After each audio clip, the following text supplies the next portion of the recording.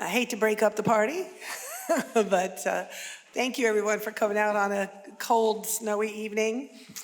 Adequate notice of this meeting, as required by the Open Public Meetings Act, was provided through the posting, mailing, and filing of the annual notice of regularly scheduled meetings of the Town Council on December 13th, 2022. The notice was, on that date, posted on the bulletin board of the municipal building, provided to the Westfield Leader and the Star Ledger, and filed with the clerk of the town of Westfield. Ms. Lashy, may I have a roll call? Mayor Brindle? Here. Council members Hadgood? Here. Parmalee? LaGriffa? Katz? Here. Mackey? Here. Contract? Here. Dardia? Here. Root? Here. Please rise for the invocation, which will be given by Councilman Root, and remain standing for the salute to the flag. May we possess understanding tonight as we listen, creating space for kindness and dignity. May we use reason and impartiality as we deliberate.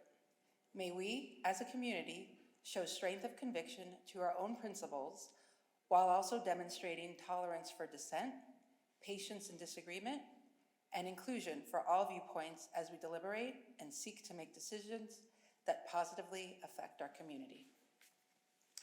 I pledge allegiance to the flag of the United States of America and to the republic for which it stands, one nation, under God, indivisible, with liberty and justice for all.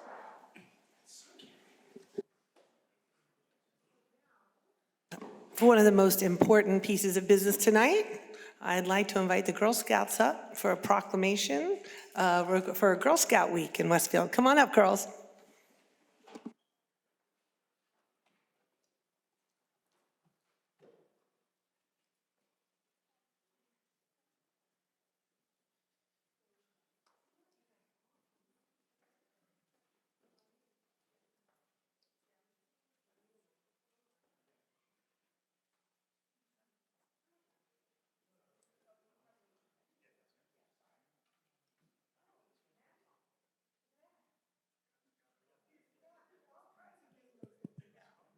Look at that.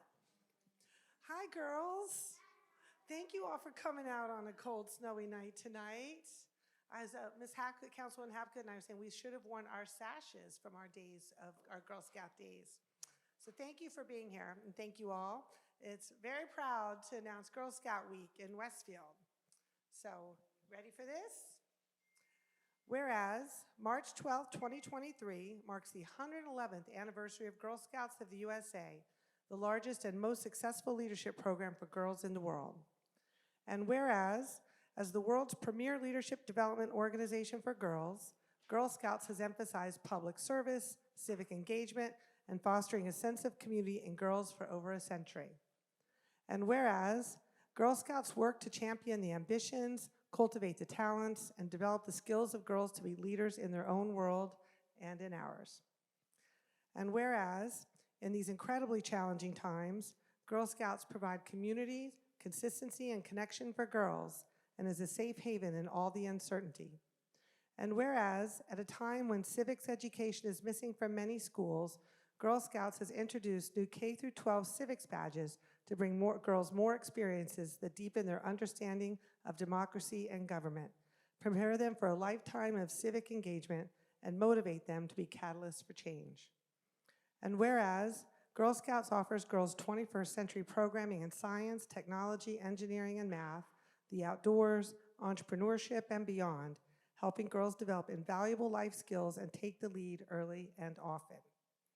And whereas, Gold Award Girl Scouts already take on projects that have a measurable and sustainable impact on a community by first assessing a need, designing a solution, completing a project, and inspiring others to sustain it.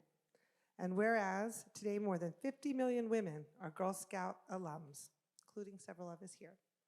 And whereas, Girl Scouts Heart of New Jersey serves 11,000 plus girls across the state.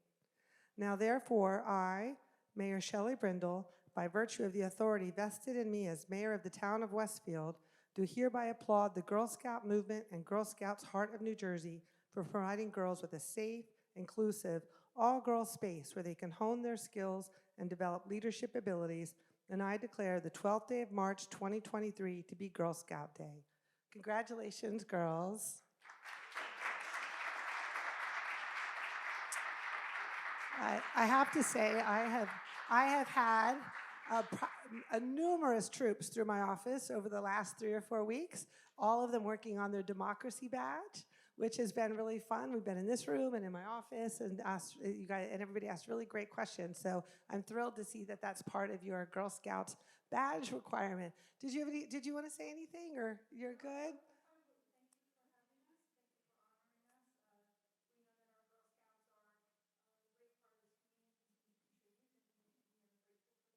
Absolutely. And let's take one picture, and then we'll let you guys go home and get to homework and other things tonight.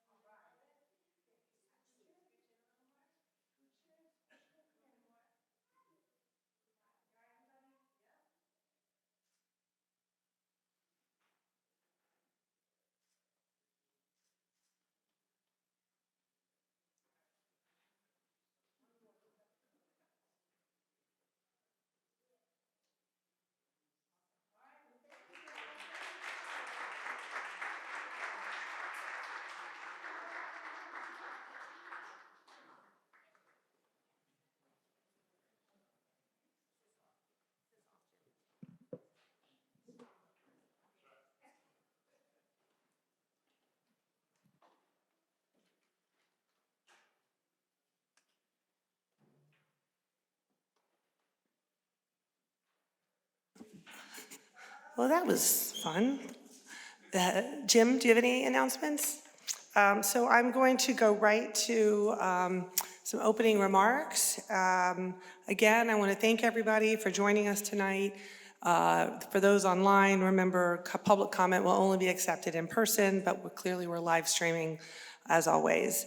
But before we get into my comments tonight, I do want to address some very deeply saddening news, both to our community and specifically to the employees here in town. This weekend, we were informed of the death of Lauren Harmer, a Westfield resident and beloved and long-term member of the Recreation Department.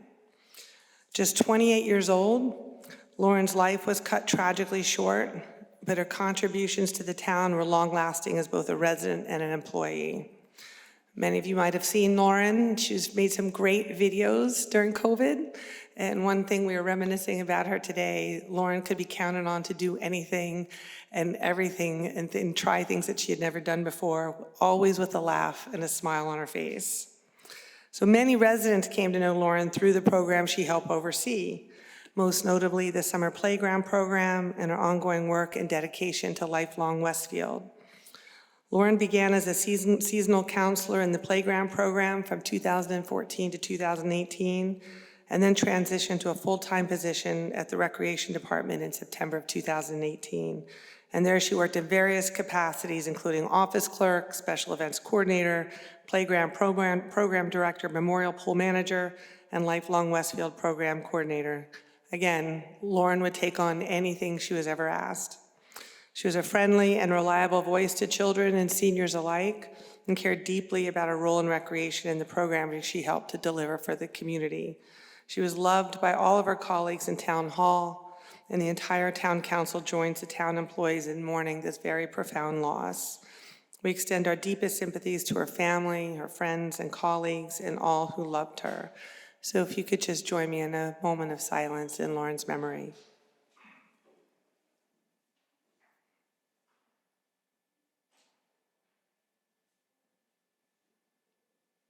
Thank you.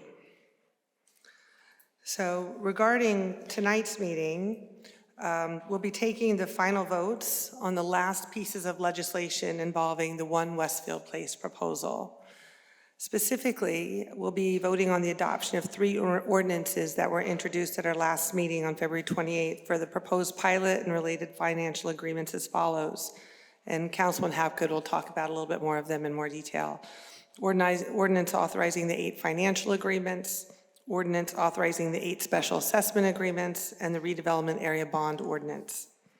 Later in the meeting, we'll be voting on a resolution to authorize the issuance and sale of general obligation redevelopment area bonds, call them RABs, not to exceed $57 million.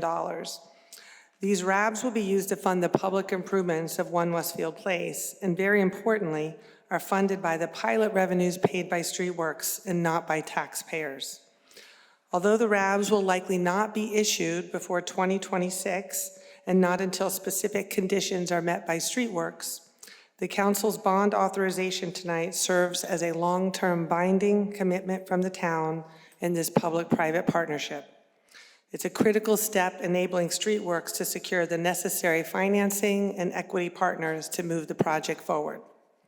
So regarding the process for tonight's meeting, we will hold a separate required public hearing for each of the ordinances, during which time comments will be accepted that are specifically related to the ordinance at hand. Anyone who would like to speak about topics unrelated to these ordinances can do so during the general public comment period. So as we approach these final votes on a project of great significance, I want everyone to know that those of us on the Town Council who support this project indeed realize the magnitude of our decisions, acknowledging the once-in-a-lifetime opportunity to partner with our largest downtown property owner to create a vibrant downtown that will deliver foot traffic to our local businesses, enable diverse housing options for newcomers and downsizers, and provide engaging spaces for community gathering, arts, and events. 1 Westfield Place will undoubtedly reaffirm the town's long-standing reputation as one of the premier places to live in the state. We all know that identifying our shared challenges is easy. Reaching consensus on how to best address them is hard. To that end, we genuinely appreciate the legitimate concerns and informed feedback from so many of you, which have served to further improve the proposal that was ultimately approved. It's also worth noting, on this very day, 3 years ago, we reported the first case of COVID in Westfield. I wrote to all of you on that sunny Saturday afternoon and implored you to stay 6 feet apart, not to gather, and to take this virus seriously as we assessed which restrictions we would need to put in place to protect public health. The world as we knew it changed, and while our focus immediately shifted to the public health and that of our families, we all simultaneously shared a deep concern for the future viability of our downtown and the livelihoods of our merchants amidst unprecedented circumstances. Exactly 3 years later, we're here tonight, and thankfully on the other side of a very long journey. It's not at all insignificant that we're gathered here tonight to place votes that will solidify our commitment to the 1 Westfield Place proposal to position Westfield as a model of a post-COVID suburban downtown. We are very, very proud of how far we've come and how much the community has contributed to this outcome. As elected officials, we take our obligations as stewards of our community very seriously, but we did not seek office to maintain the status quo. We were elected to solve problems, and ensuring the long-term vibrancy of our downtown has always been a publicly stated top priority. While recognizing that we cannot please everyone, our support of 1 Westfield Place has been guided by our commitment to making decisions that are in Westfield's long-term best interests, as we have demonstrated in everything we've done. And lastly, I want to reaffirm our commitment to collaborating with the Board of Education to identify long-term school capital projects that could potentially be supported with pilot revenues once the 1 Westfield Place project is stabilized in 2030. Our top-rated school district is one of Westfield's best attributes and a source of community pride, and it's in all of our best interests to work together to provide the education and facilities that our students deserve.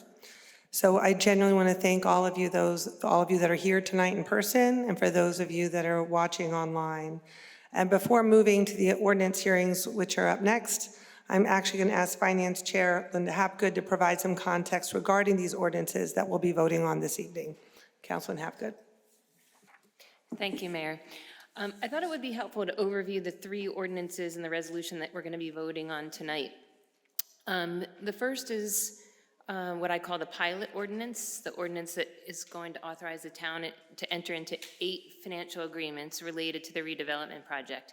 Each financial agreement memorializes the terms of the annual service charge, or the pilot, the payment in lieu of taxes, that the applicable project will pay in lieu of conventional taxes on the private Hudson's Bay Streetworks improvements. The pilot payment is equal to the following percentages of the its annual gross revenue: 13% in years 1 through 5, 14% in years 6 through 15, and 15% in years 16 through 30. And at the end of the 30-year term of each financial agreement, the applicable project will pay conventional real estate taxes on the improvements. In addition to paying a pilot, each project will also pay conventional land taxes in perpetuity.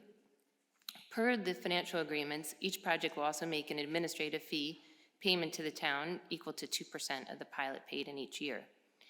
There will be 8 financial agreements for this overall project because of the need to sequence the construction of the projects.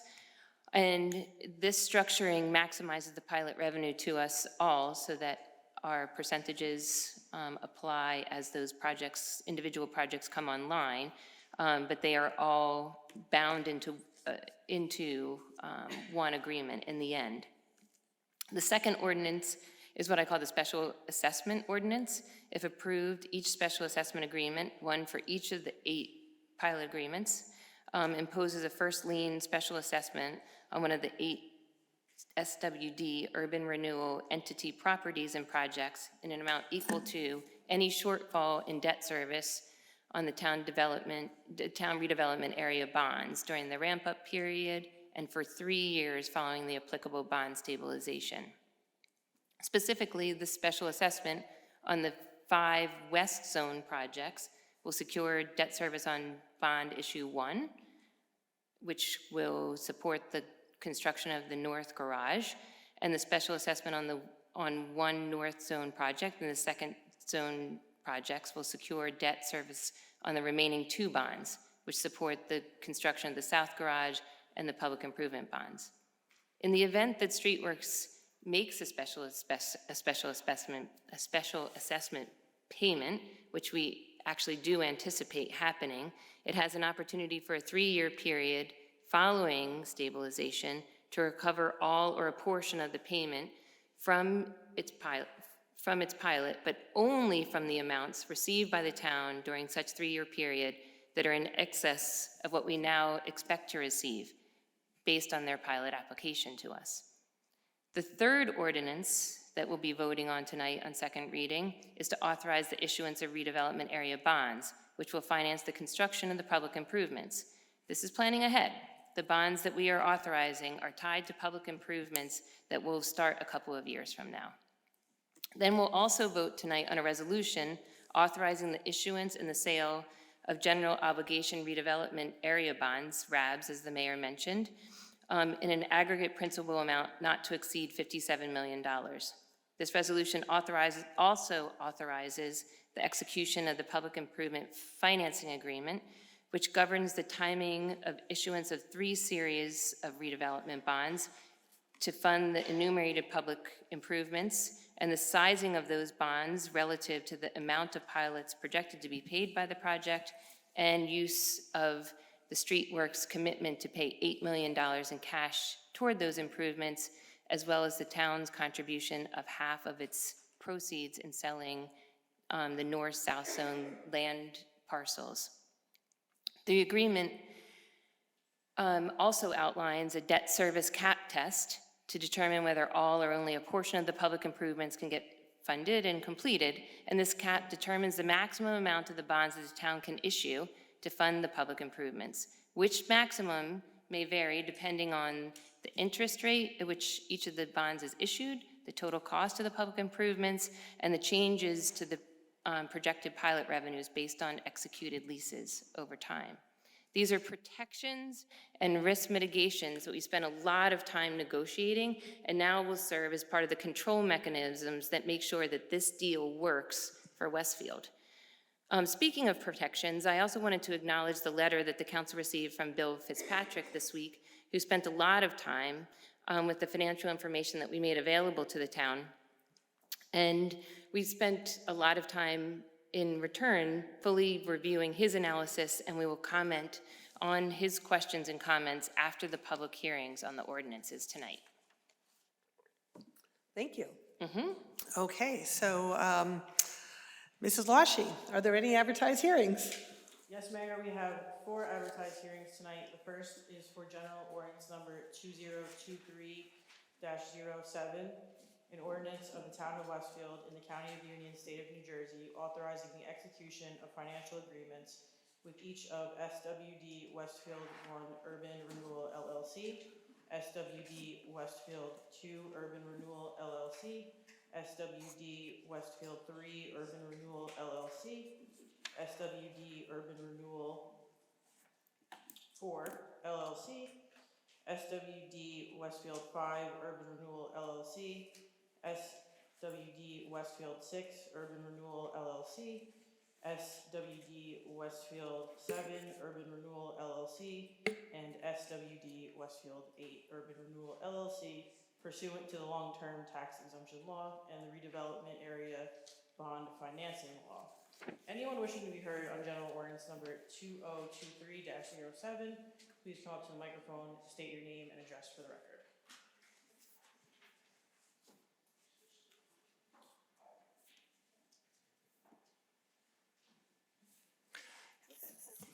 And before you begin, come on, I just want to let everybody know we have a new gizmo in the room tonight, and it's a clock. And I know many people had asked to see when they knew their time was up, so we actually have a clock that I think you should, right in front of you, Mr. Fasar. Wait, it doesn't start it yet? I'm going to press start, and it comes on. And you will be able to see how much time you have left. So, and it starts now.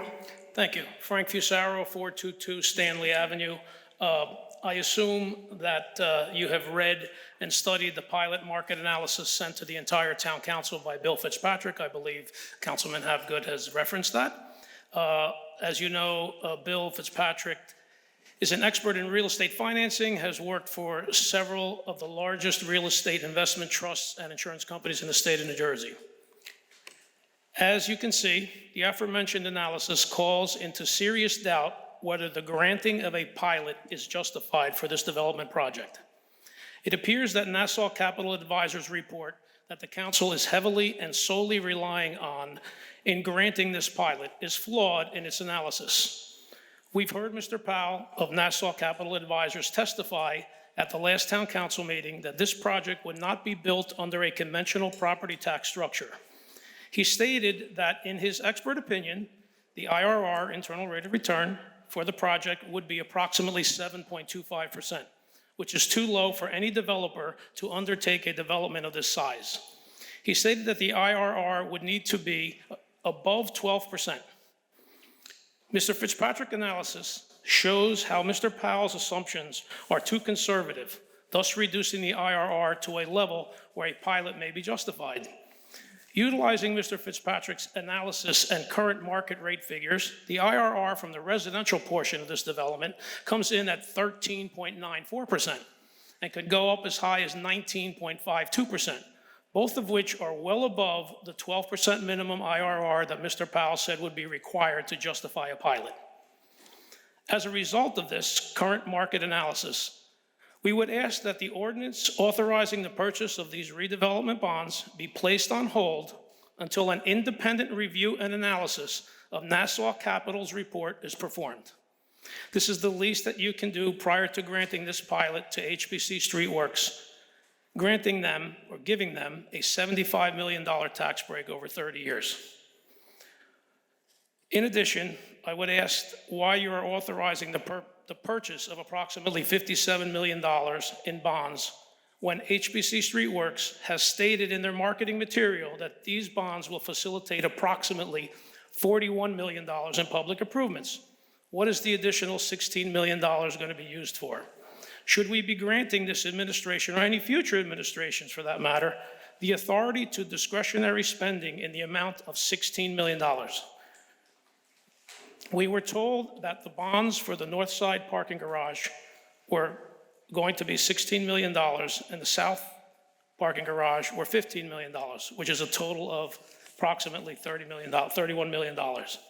What is the approximate additional $25 million being spent on. Certainly, the minor traffic modifications and the 2 town greens will not cost $25 million. I would ask that you please address this during your comments later in the meeting. Thank you for your time.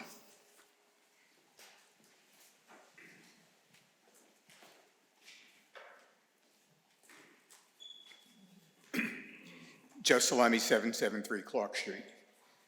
Having looked at a portion of Nassau Capital's body of municipal work, they and topology frequently combine to recommend pilots in exactly the same way in every town I looked at, with the same seemingly canned formula used in Westfield. In my opinion, while they are certainly competent, the cookie-cutter approach Nassau uses makes me suspect. We need an independent peer review. A town or developer requests a pilot, Bob Powell and Topology deliver the same requisite analysis. No pilot, no project.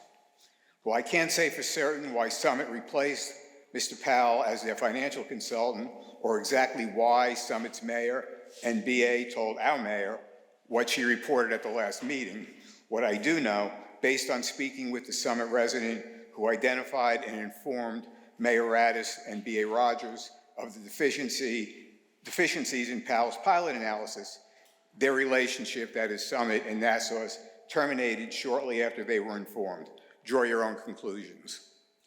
Mr. Fitzpatrick's detailed analysis is surely at least enough new information to pause tonight's agenda and re-examine the financial assumptions and analyses that support it. Again, we taxpayers are owed an independent peer review before this goes any further. To proceed otherwise would be negligent. Thank you.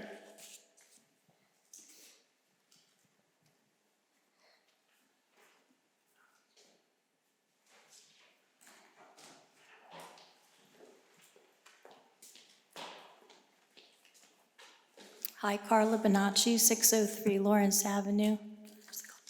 With respect to page 8 of the financial agreements and ordinance statements regarding the findings of benefits of project versus costs that underlie the entire agreement, these are some continued questions and comments on the financial agreement and the choice of this funding mechanism.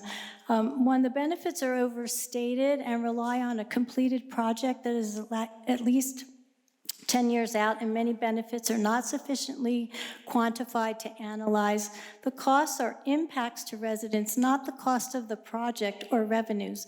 The benefits are not tallied against the impacts to the municipality and the residents, impacts of lost views, light, air, additional noise, traffic congestion, and construction for 5 to 7 years. 2, the benefits stated of repurposing underutilized land in integrated areas north and south is not a benefit. If this goal was a portrayal of a commuter parking as a DMZ zone and that $400,000 a year in revenue was insufficient for use by commuter residents, then how is it that these proposed 80-foot tall, 500-foot long office buildings are walls that clearly segregate north from south, creating a physical barrier, blocking all visual connections between north and south and the train, exactly the opposite of integrating. 3, the benefit of the development to create, quote, patronizing of existing businesses, unquote, when that development is 10 years off and there's nothing that compels this developer to proceed with the project.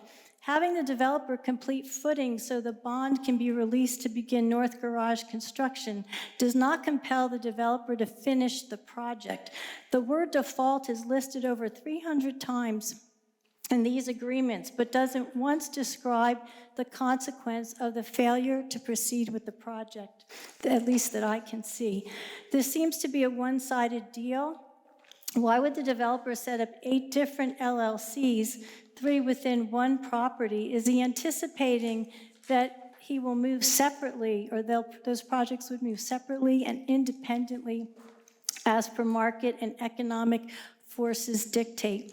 What prevents him from stopping midstream or not starting at all? Why has he gained instant value on paper due to the zoning change? from 10 million to about 32 million. There seem to be insufficient benefits to the residents. All the alternatives have not been explored. Opportunity cost was not looked at. This is very much a one-sided deal in favor of HBC and the LLCs. We do ask that you pause, that you look at the information that's been provided to you, that you try to get a better deal for the town. Thank you.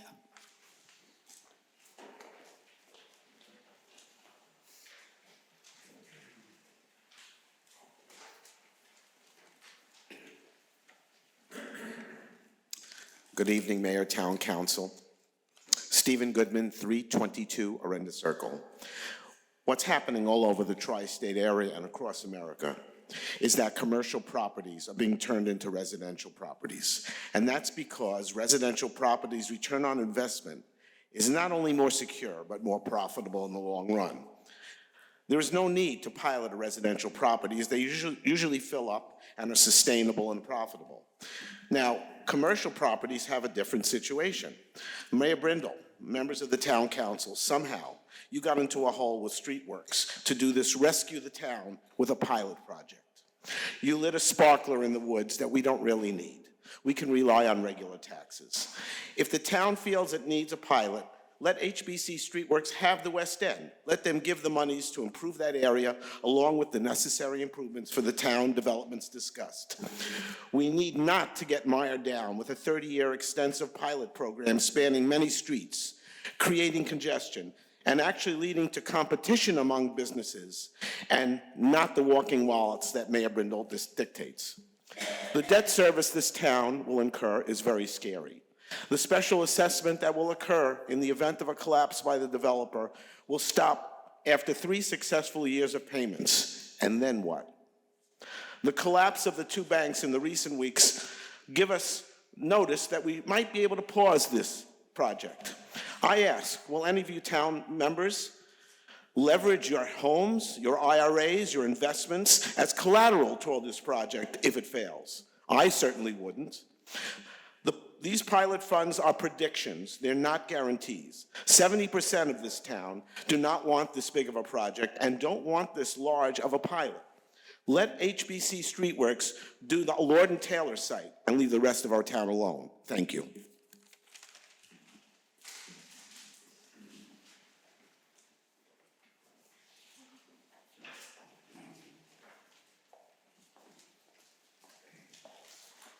Hello, I'm Sandra Morrow, 635 Forest Avenue.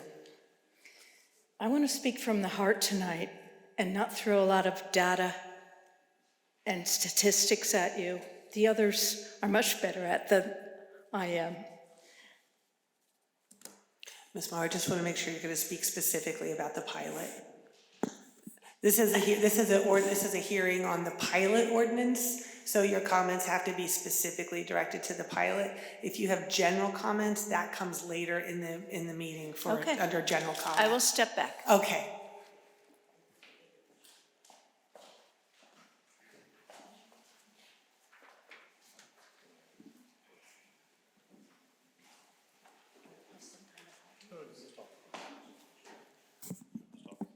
Susan Goodman, 322 Arenda Circle. First, I want to assure you I'm still going door to door, and I will for weeks and months to come. I'm still talking to 70% of the people that I talk to are not with your vision. They have their own vision.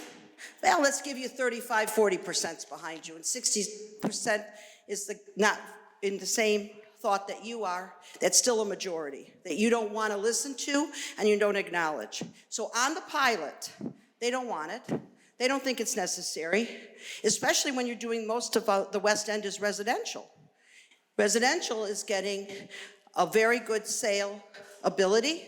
Yesterday, Mayor Adams is talking about turning commercial and residential area in Manhattan, commercial and retail areas in Manhattan into residential. On World News last week, on CBS, they talked about all the towns across America that are now turning their commercial and retail unusable into residential. So the people I talk to say, I don't understand. Why do we need a pilot program that's going to take money from Peter and give it to Paul, and then have to worry about how we're going to pay Peter back, or who's going to give Peter money, which happens to be the 60% under the conventional taxes to the schools, and the 19% shortfall for the county. And they understand that you have to pay the bills no matter what, but you got to come up with money to pay the bills. Now, you could say it's coming from the pilot, but there's nothing written in stone. It's all assumed. And my mother, who is a very wise and knowledgeable woman, said you never assume. You never take an assume.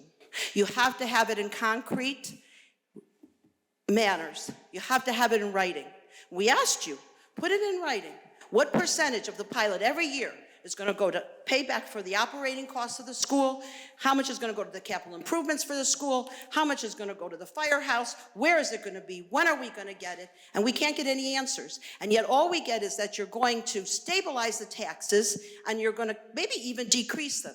Well, in the 40 years I've been here, some years we do stabilize, and some years we do get a decrease. But none of the 70% of the people I talk to really firmly believe that you're going to stabilize our taxes with the pilot, nor are you going to decrease it. And they're afraid you're going to come across in subsequent years and raise their taxes, because you're giving a corporate giant a tax break that they don't get.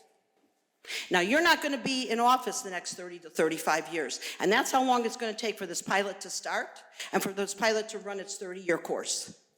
So how do we know what you later on and subsequent administrations are going to do with that pilot money, that 95% that you're getting, and that the shortfall is not going to be dumped on us residents, us taxpayers, and they don't even mind if it's affordable housing. They just don't want too much housing. They don't think we need a whole lot more of commercial and retail. And they don't want bonds passed now that are not going to start for several years. Why just let HBC do the West End, do it under conventional taxes? They can use the main building for commercial and retail. They'll get more than enough money coming in from their rentals. And that money under conventional taxes will give us enough money to start to get things done. Even if you have to give them a pilot for that small part, the West End, that will be enough to help us with the improvements that they need to do in order to build and to rent those spaces. You see, you think that the average citizen and resident of the town are not savvy, not knowledgeable. They don't have time to read the 500, 600, 700 pages of the stuff put out. And they all believe that when you opened that visiting center in October, this was already a done deal. And they feel that you've been taken by a large corporation because they refuse to build on something that they already own. But they own that land and they're not making any money on that land. So tell them, go ahead, build the residential. You already screwed the zoning to allow them to do whatever they want. And let them put in commercial and retail in that building that's already standing. And let's see how well they do with that before you start to sell any more land to them. Take out bonds and promise things that may never come. They told me they'll give up a town square and a green to keep their town from being sold to a corporate devil. They don't want the soul of their town taken away from them. And I will continue to go door to door, and I'll see you in public comments and let you know what else they have to say.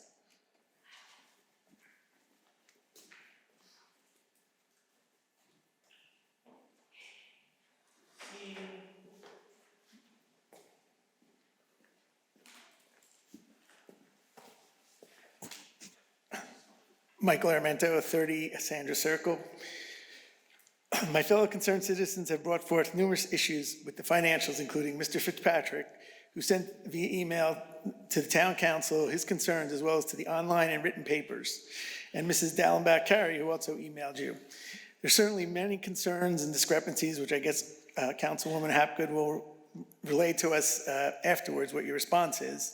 But there are definitely many concerns that should make you take pause to why this project should not go forward. Mayor Brindle, you said last time to me you have your vision, which is different than my vision, but I think it's also different from the vision of many people in this town. This pilot project should be put on pause.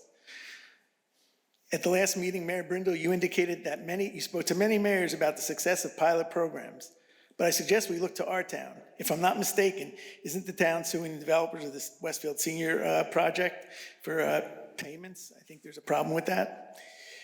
The town officials in Summit put a pause on their project, listened to their constituents, and hired a new financial planner. As I previously said, the optics of them switching financial planners is not good. The issue of an independent review and analysis is certainly appropriate. This is a huge project. You may feel comfortable with your experts, your town people do not. I think it's at least reasonable, as your representatives, we've been here at every meeting to explain our concerns, and it goes unlistened to. So I just want to say, I think you should put this project on pause. You should listen to our concerns, and we appreciate your time.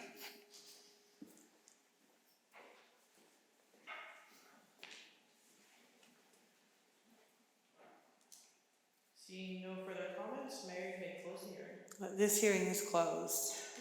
Second is a hearing for general ordinance number 2023-08, an ordinance of the town of Westfield in the county of Union, state of New Jersey, providing for the special assessment of the cost of certain public improvements within the Lord and Taylor train station redevelopment area and authorizing the execution of special assessment agreements with each of SWD Westfield 1 Urban Renewal LLC, SWD Westfield 2 Urban Renewal LLC, SWD Westfield 3 Urban Renewal LLC, SWD Westfield 4 Urban Renewal LLC, SWD Westfield 5 Urban Renewal LLC, SWD 6 Renewal LLC, SWD Westfield 7 Urban Renewal LLC, SWD Westfield 8 Urban Renewal LLC, and further authorizing certain other actions in connection therewith. Anyone wishing to be heard on general ordinance number 2023-08, please come to the microphone, state your name and address the record.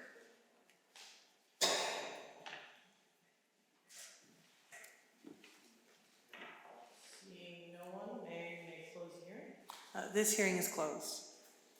Third is a hearing for special ordinance number 2023-01, bond ordinance providing for aid to the Lord and Taylor train station redevelopment project located in the Lord and Taylor train station redevelopment area in and by the town of Westfield in the county of Union, state of New Jersey, appropriating $57 million therefore, and authorizing the issuance of $57 million redevelopment area bonds or notes of the town to finance the cost thereof.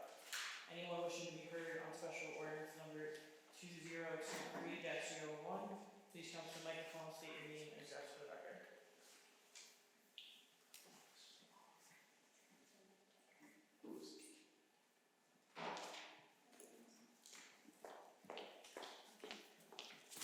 Carla Bonacci.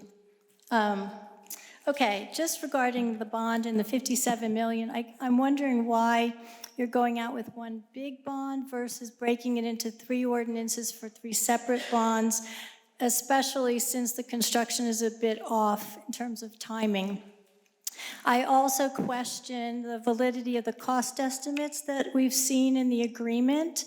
They seem woefully short in terms of forecasts on soft costs.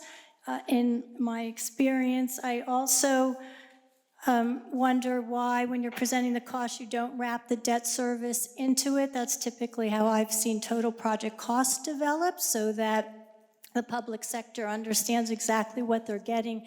So each item could have been presented in that way. Also, because these are just concepts, and I've seen the numbers change over the last 3 months from 60 to 54, then now 57.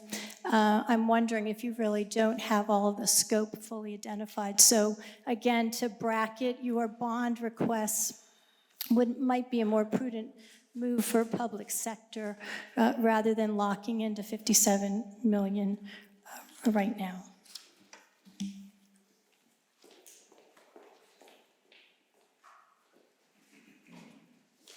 Seeing no further comments, Mayor, you may close the hearing. This hearing is closed. Last is a hearing for general ordinance number 2023-09, an ordinance amending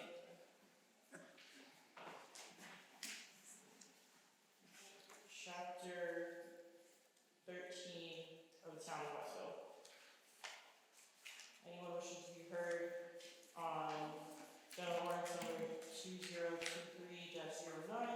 Please come to the microphone, state your name and address for the record.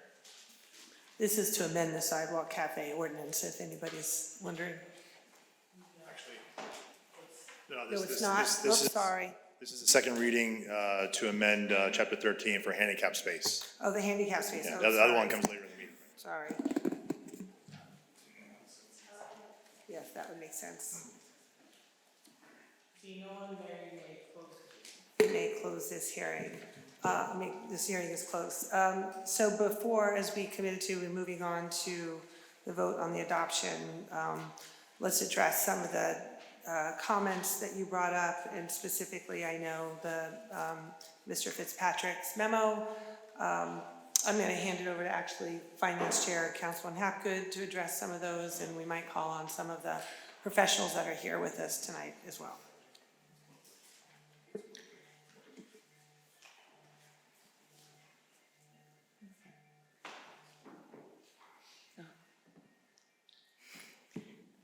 Thank you, Mayor.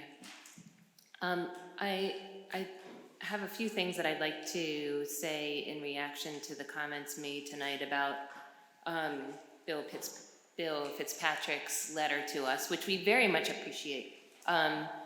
One of the reasons that we put all of the information up on the town website and have been trying to get the financial details of this project out to the public through the presentations at the preview center and the Facebook Live presentations that we've done to invite public participation and comment is that we really do appreciate all of the professional acumen of our residents around Westfield, and we're constantly trying to call on people to make sure that we do take advantage of the skills and knowledge and talents that we have in town.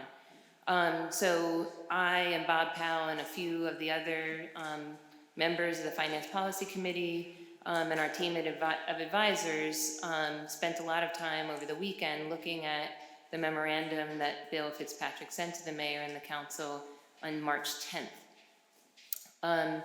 Mr. Fitzpatrick was particularly interested in understanding the basis for some of the assumptions that were used to conclude that One Westfield Place should be eligible for a pilot arrangement versus being subject to conventional taxes.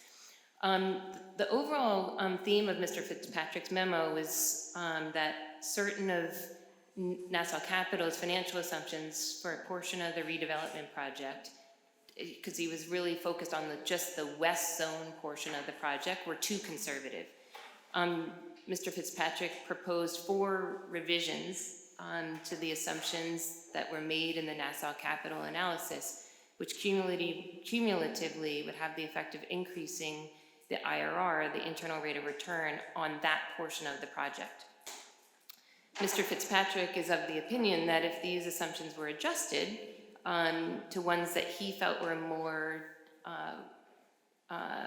consistent with current market conditions, that we would no longer, as a council, be able to see a path to offering a pilot arrangement to the developer, because the resultant IRR would be high enough for them to need to pursue a conventional tax arrangement with us in Westfield. Mr. Fitzpatrick focused on just the West Zone, but it is really important for everyone to understand that this is a comprehensive project that the redeveloper applied for. And it's what this council is considering, a single comprehensive tax abatement for the entire redevelopment project, which includes all 8 project components, as well as the $54 million in public improvements that are being constructed as part of that redevelopment project. Mr. Fitzpatrick has a considerable amount of experience in real estate. I understand that he had a 30-plus year career with Matt Cowley and other redevelopers and real estate investors, and we definitely respect and appreciate his opinions on these matters. So we read his memo and we reran our numbers based on his assumptions, just so that the rest of the public appreciates some of the things that Mr. Fitzpatrick asked us to reconsider. It was mostly around rent increases over time and vacancy rates, which he didn't think were reflective of, you know, the numbers that we used. Small movements. The assumption that Mr. Fitzpatrick used that we didn't really think made sense was to assign a value to the west zone of $10.5 million for the whole 7 acres and the parcels that Streetworks owns today.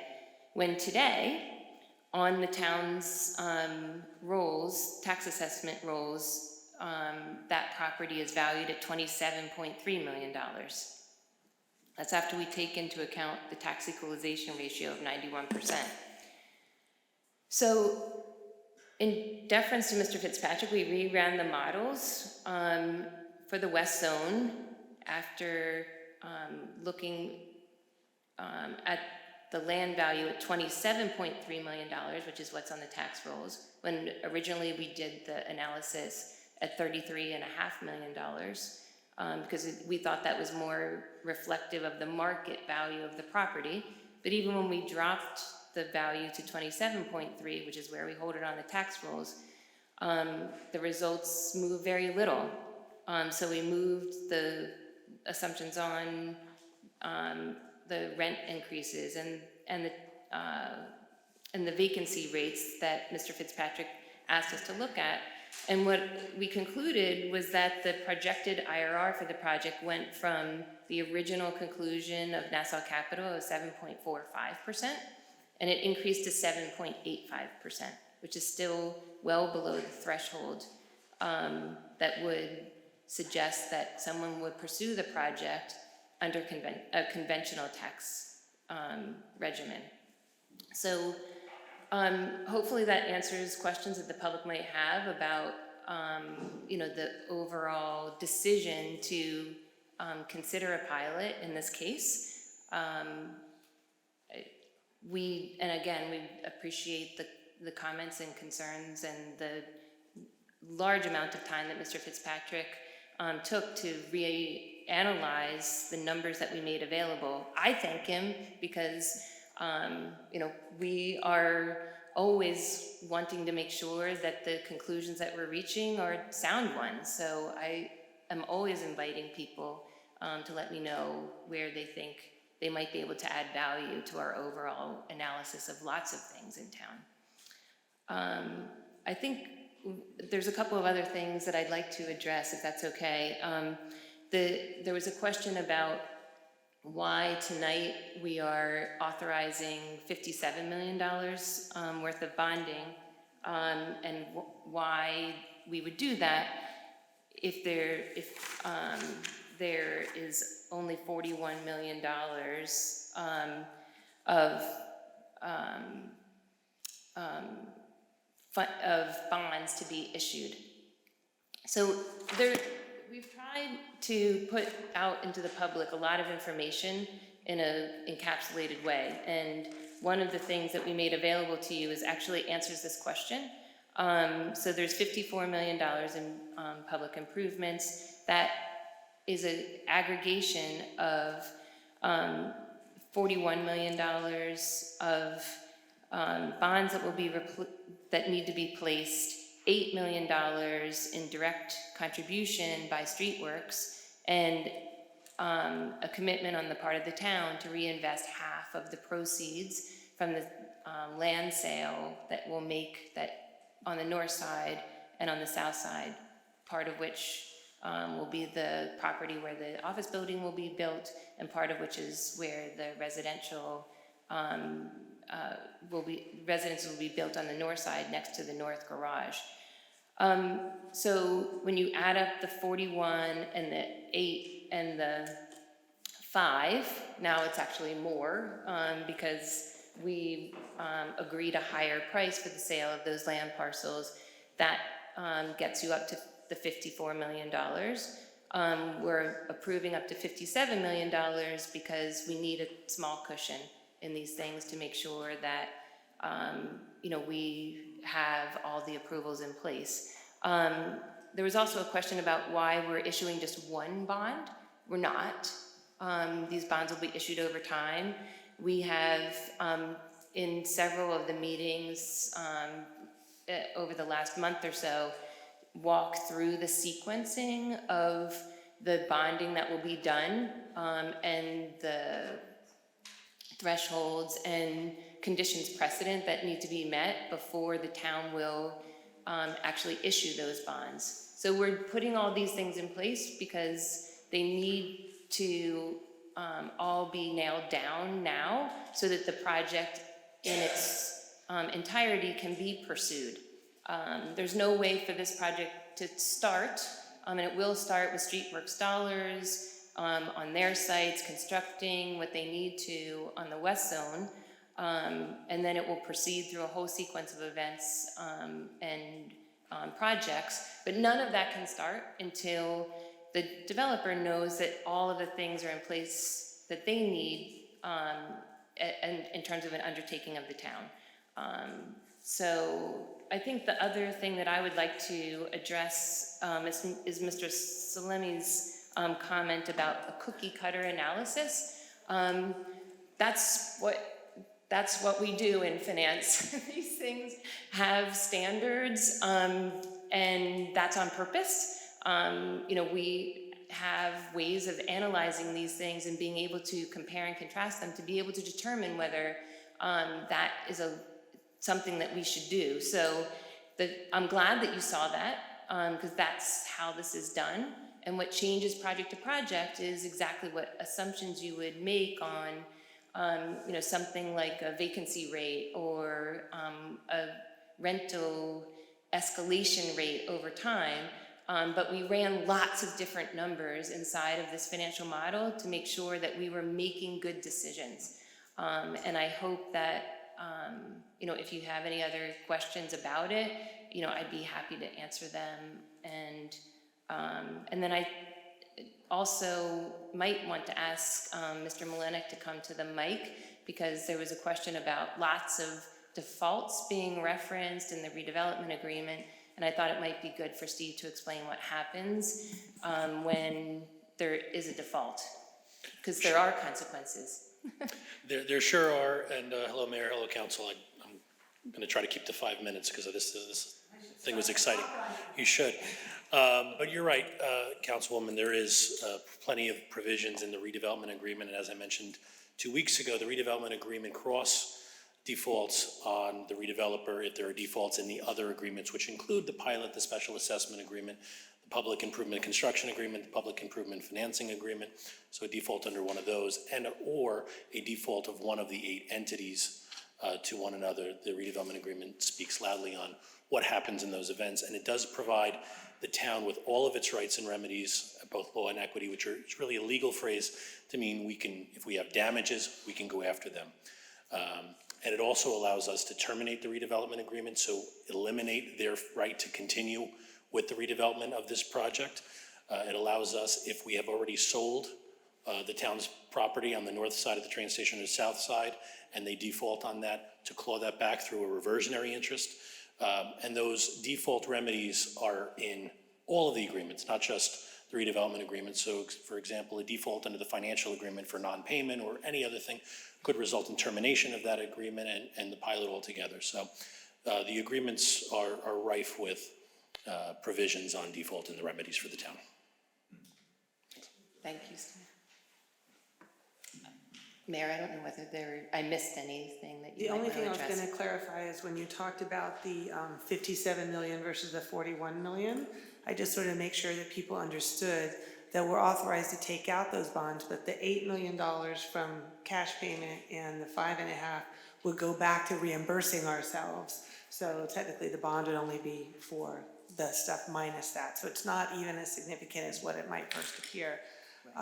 And it's not locking us into bonding any particular amount. It's just that under the municipal finance rules, we have to set it up that way for just to be extremely conservative. But we'll get the agreements are all set up so that those monies come into us first, and we'll take those into account, and then we'll only borrow to cover the difference.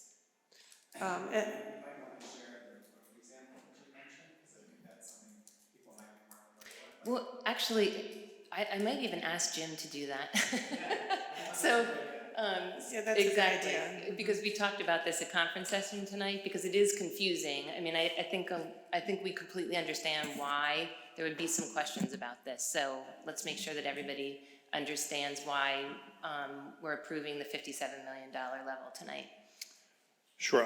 The analogy I think you're referencing is, as I mentioned in the conference session, something we do every year, different types of bonds, but nonetheless, so we'll do road paving and we'll apply for state grants. We'll get state grant money, let's say $200,000 for a road that costs $300,000. The road still costs $300,000, and we have to actually front that money. We actually authorize that in the bond ordinance we do for the road job for that ordinance.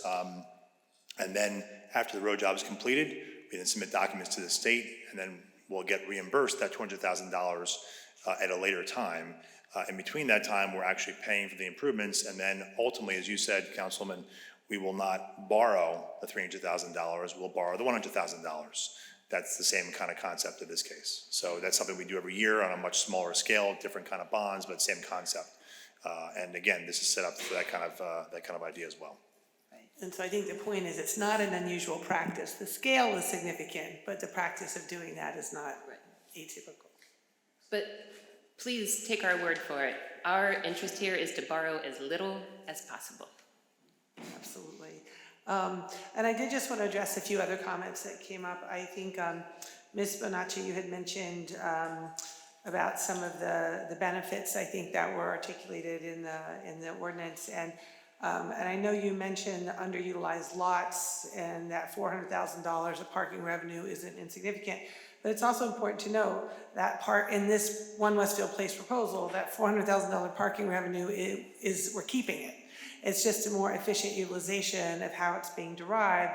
And I think it's also important to note an interesting statistic is that only 11% of our residents have or want a commuter parking permit. And that means we're using all this property to service 11%, and it's not going to any public benefit for 89% of our residents. So what this does, it enables us to continue to deliver on the benefits and the needs of our commuters while creating greater public benefits for the community at large, whether it be through open space or through additional tax revenue that doesn't currently exist. And the only other, I just also want to mention, I think, Ms. Goodman, I know you brought up the schools.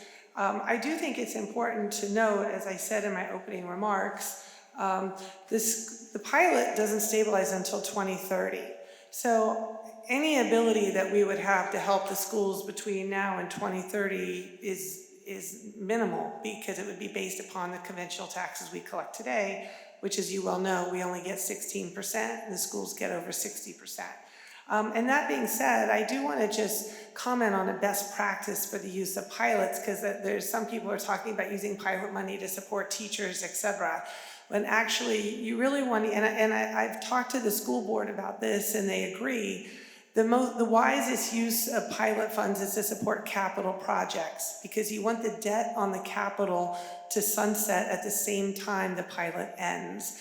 It's when municipalities use pilot money to fund operating costs over time that can be a recipe for disaster if not managed appropriately. So our discussions with the school board have been, what are the capital needs that we can support, whether it be full-day kindergarten or improvements to other facilities, but the notion that pilot money should be used to support operating costs can be a challenge. But we can take some of the capital burden off of the schools, but you don't want pilot money to support operating costs, just as we would never use pilot money to support operating costs in the town. And with that, I think, and the only other comment I'll make, I know Mr. Slemmy, you brought this up several times about Summit. I have to say, I don't really appreciate the innuendo and the insinuation about Mr. Powell. And I know you say draw your own conclusions, but that's, again, we've talked to the people that made the decisions and have the facts. I know you've talked to one resident, and I just want to be very clear, and I stand by what Councilman Hapgood said last time about, from the professionals in Summit I think when they said they would would hire Mr. Powell again, I think that was the validation that we needed in terms of the circumstances of what's transpired in Summit. So with that, I think Councilman Hapgood, Mayor, I'm sorry. If you were going to move on from that, I just wanted Yes? to make sure, because this is a hearing on second reading, and the public has a right to not only comment, but ask questions, I think it's appropriate that we answer all the questions, and there was a couple others that I had. Oh, let me see. They might have been rhetorical, but we should address them anyway. The first question from Mr. Fusaro was, what is the approximate $25 million being spent on? That's related to the public improvements. Ms. Bonacci asked, why would the developer set up 8 different LLCs? She also asked what prevents them from starting and stopping or not starting at all. And then finally, she asked, why don't we wrap the debt service into the total project cost? So just Okay, to so be I'm on the sorry, safe let's side, start maybe from the we should beginning, address it. because I thought Mr. Fasaro's question was about the 57 million versus the 41 million. Yeah, I think I he think also- that was that what I have, or you have something different? He also asked what was the approximate $25 million being spent on. I think that's the difference between the parking decks and all the other improvements, right? All the public improvements other than the parking decks. I didn't get that question. Okay, I wrote it down, so I'm pretty sure he asked, but maybe we could, that could be addressed. Yeah, So okay.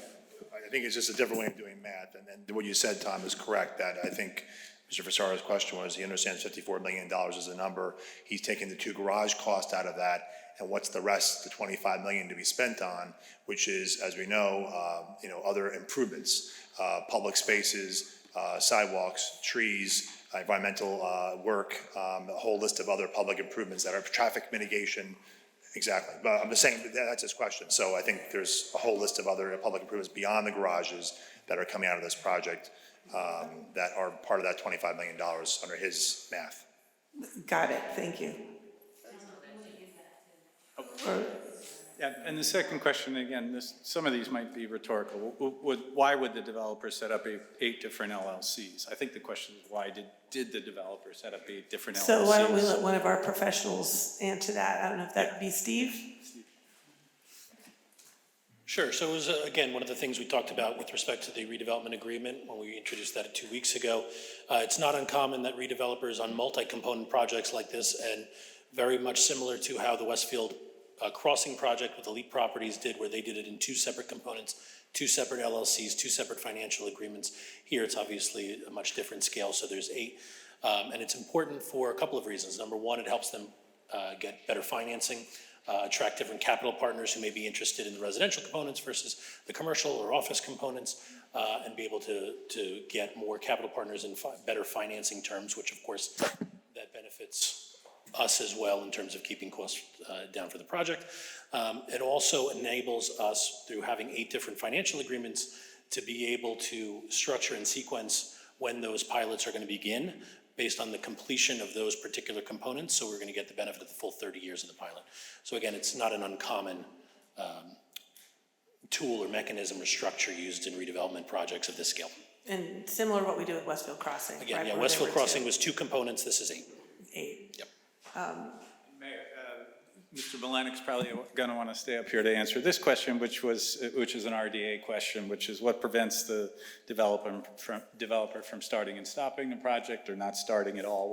What provisions are built in to prevent that? Sure, so the redevelopment agreement includes provisions that once, first of all, with respect to commencement and completion of the components, there are timelines that they have to follow with commercially reasonable efforts, but on top of that, there are drop-dead deadlines in Exhibit H to the RDA by which they have to hit. And in terms of stopping and going, once they commence, they're supposed to continue, and stopping the project for a period of time or abandoning the project is in and of itself a default, an event of default under the redevelopment agreement, even if it's 2 years before their deadline. If they abandon the project or they walk away from the project or stop constructing for a period of time, it's an event of default. Thank you. And I did realize, actually, I forgot to, Ms. Bonacci had some comments on the bond ordinance, and perhaps there are some questions about the cost estimates and the soft costs in particular. I don't know if that's a question for you, Steve or Matt, about how we validated some of the costs.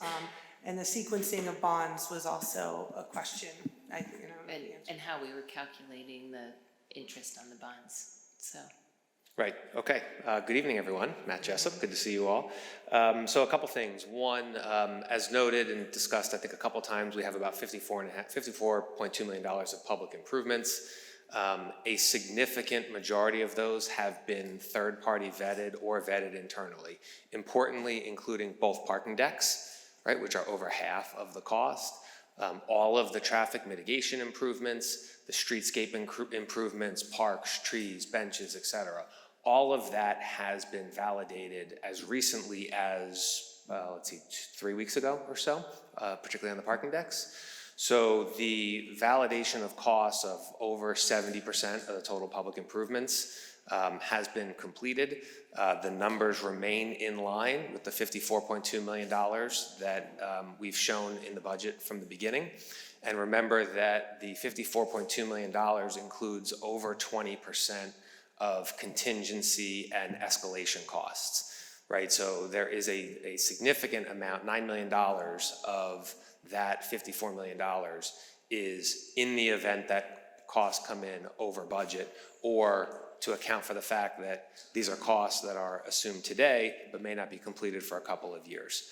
Although when the validation was done, those numbers were also validated. The escalating numbers were also validated by a third party, particularly again on the parking decks. So I think that validation process has gone very well, and I think it's shown that the budgeted numbers are in line with all of our current expectations. The $54.2 million also includes $3 million of soft costs. That is a number that has been both provided by Streetworks and again has been part of that validation process as well. So I think from our perspective, we believe that the $3 million in soft costs is a reasonable estimate within the $54.2 million number in total. With respect to the bonds, the interest on the bonds will obviously accrue on each bond issue once it's issued. That does get paid semi-annually. It gets paid out of the pilots. I think the comment was more about wrapping that cost into the project cost. And from our perspective, I think it is, right? This goes to Councilwoman Habgood's point earlier that this has been viewed as one comprehensive project, inclusive of the $54 million cost that does have to get paid for, as well as the nearly $400 million in private costs that also has to get paid for. And it's a combination of developer revenue and developer paid pilot revenue that pays for all of those costs over time. So while it may appear, I understand why it appears to be sort of two separate costs on two separate pro formas. That's not the way it's been analyzed. That's not the way it's been reviewed. It's not the way it's been structured, and it's not the way it's been set up. It is all part of the same project, cost and expense. Thank you. Mm-hmm. Tom, do we get everything? I got my list. Thank you for that. Okay, so Councilman Hapgood, please move for the adoption of General Ordinance number 2023-07. Thank you, Mayor. I'd like to move for the adoption of General Ordinance number 2023-07 on second reading, an ordinance of the Town of Westfield and the County of Union, State of New Jersey, authorizing the execution of financial agreements with each of SWD Westfield 1 Urban Renewal LLC, SWD Westfield 2 Urban Renewal LLC, SWD Westfield 3 Urban Renewal LLC, lost my place. SWD Westfield 4 Urban Renewal LLC, SW Westfield 5 Urban Renewal LLC, SW Westfield 6 Urban Renewal LLC, SWD Westfield 7 Urban Renewal LLC, and SW Westfield 8 Urban Renewal LLC pursuant to the long-term tax exemption law and the redevelopment area bond financing law. May I have a second? Second by Councilman Katz. Any discussion? Please call the roll. Councilwoman Hapgood, Yes. Councilman Parmalee, Councilman LaGripa, Councilman Katz, Yes. Councilwoman Mackey, Councilman Conrad, Yes. Councilman Jardia, Yes. Councilwoman Root, Yes. Mayor Brindle. Yes, this motion has carried.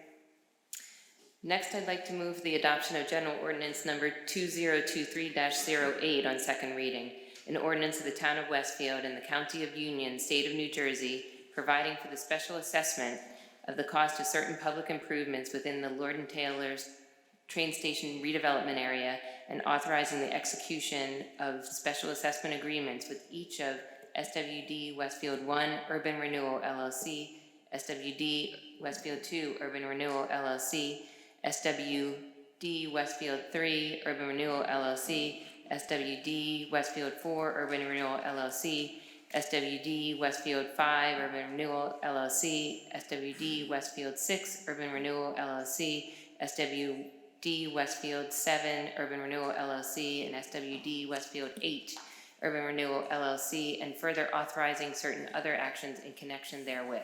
May I have a second? Second by Councilman Root. Any discussion? Please call the roll. Councilwoman Hapgood, Yes.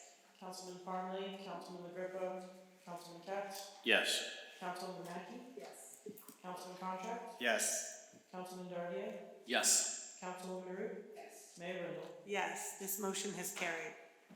And lastly, I'd like to move for the adoption of special ordinance number 2023-01 on second reading.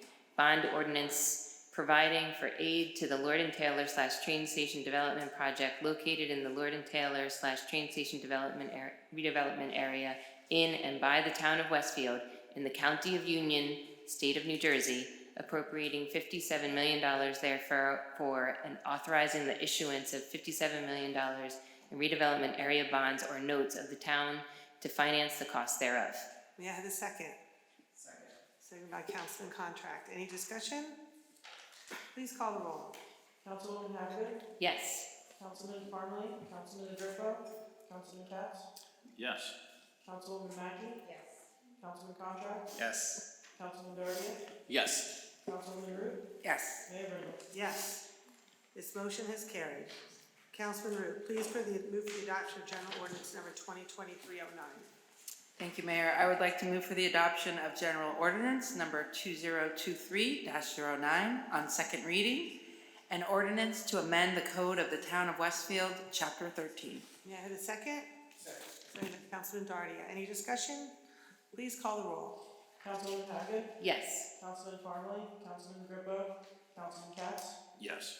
Councilwoman Mackey. Yes. Councilman Contract, Yes. Councilman Dardier, Yes. Councilwoman Root. Yep. Mayor Rindle. Yes, this motion has carried. May I have a motion to approve the minutes from the Town Council Conference and regular meetings of February 28th, 2023? Moved by Councilman Mackey. Second? Second by Councilman Katz. Any discussion? All in favor? Yes. Opposed? This motion is carried. Now it's time for open discussion by citizens. Anyone may come up to the microphone and speak to us on any subject on which we have jurisdiction. Please state your name and address for the record and limit your comments to 5 minutes.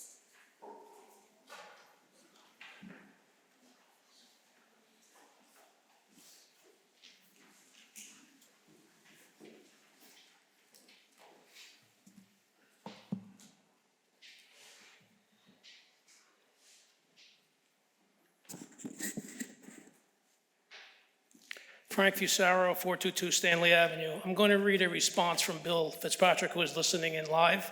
I'm going to read his comment he just texted me. They did not address what they changed about growth rates and vacancy rates. They avoided the issue of value of the zoning change which was used. Using the assessed value on the tax rolls is not the right starting point. Assessed value is backward-looking number based on a full department store. Does not address the question to use the value of a lot, an empty building, with old zoning as a starting point. That's the comment from Mr. Fitzpatrick. If you could address it later, I would appreciate it.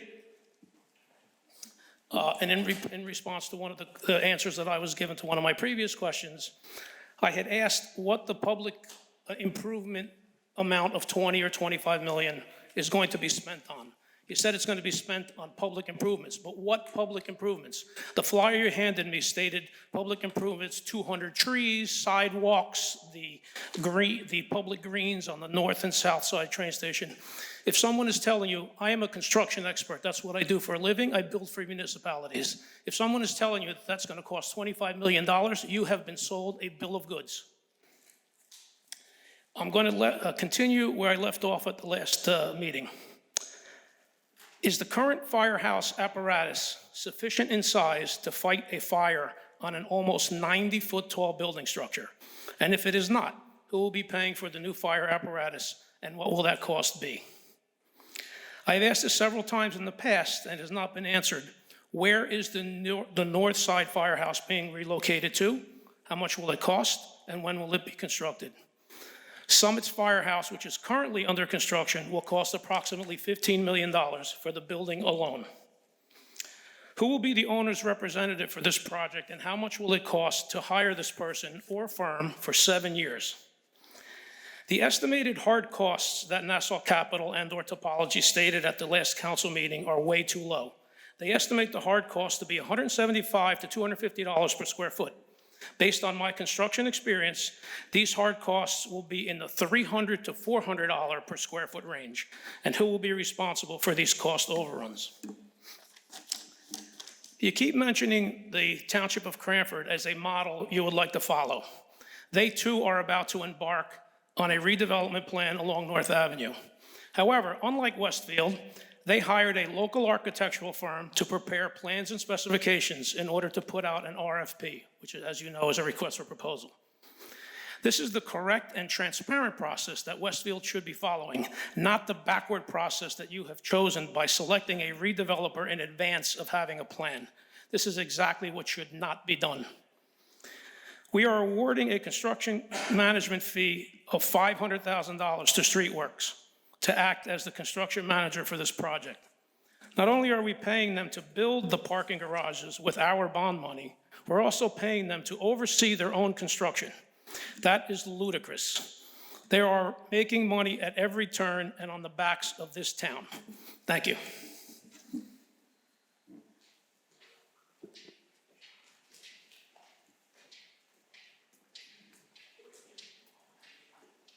Tony Laporta, 409 North Chestnut Street.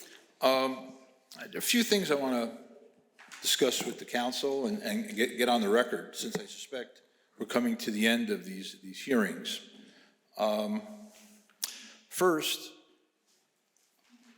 Mayor, you met with the developers for 4 years, and you met, and those were secret meetings. The public didn't know you were having those. I asked, will the minutes of those meetings ever be made public? Will the discussions be made public? 4 years is a long time to meet. I believe that the public deserves the right to see minutes of those meetings, all the meetings, in order, where they were, what was discussed, who was present, what was asked, what was promised.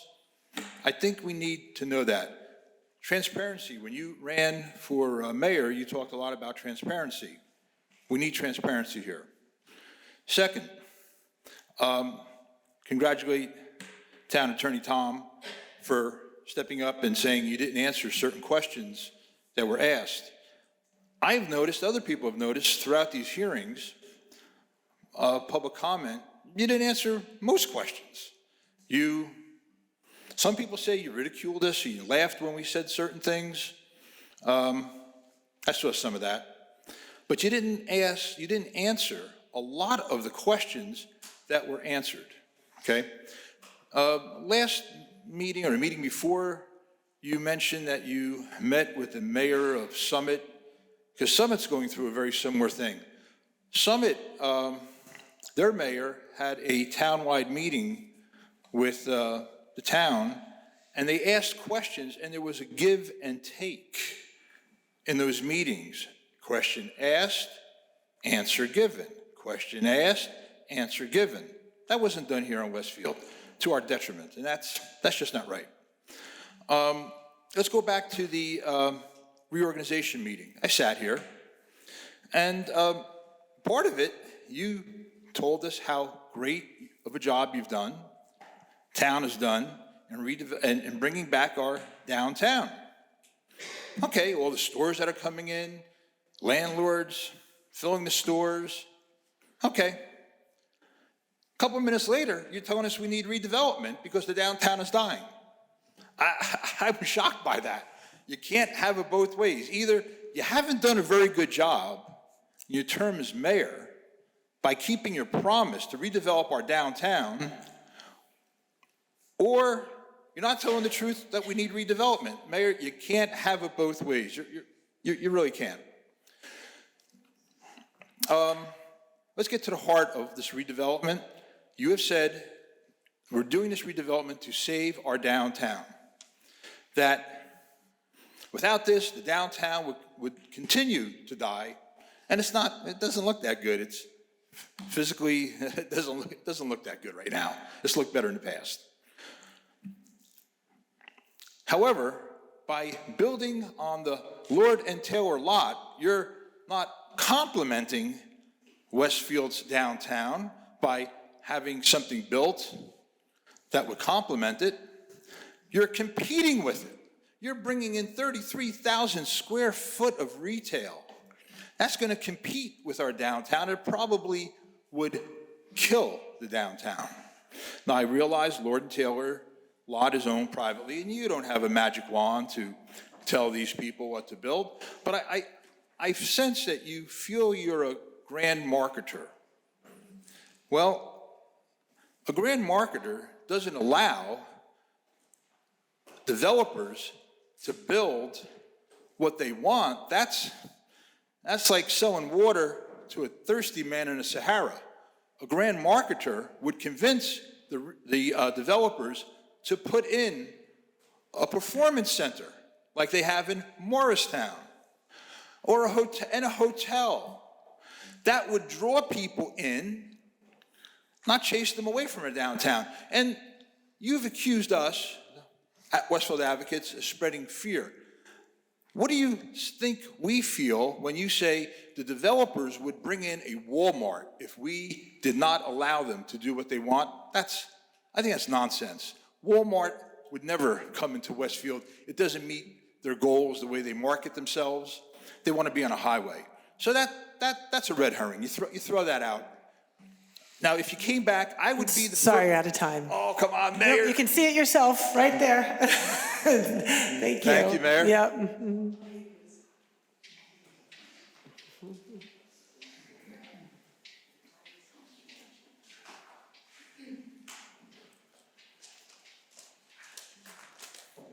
Sandra Morrow, 635 Forest Avenue. This past fellow has laid the groundwork for me, I think, going off the details and the data and the statistics, which I'm not good at. I have to tell you, my mother was born in a log cabin in Indiana, and I wanted something better for myself.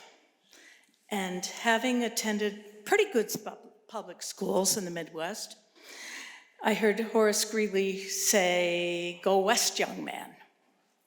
So I decided to go east, young woman. And I came to this area. I worked my way through college. I ultimately earned my doctorate in New York City, at Fordham University. And I said, but I still want to live in Americana. I do not want to live in a big city. And so in Westfield, I found my home. When I bought my dream home 45 years ago, people said, "How long are you going to stay?" And I said, "When they take me out in a pine box, I will leave. I love this town. It is home to me." I've invested in other developments through the years, Jersey City, Long Branch. I've seen how they've developed their pilot projects, their abatements, and how they've crashed and burned, and some of them have succeeded.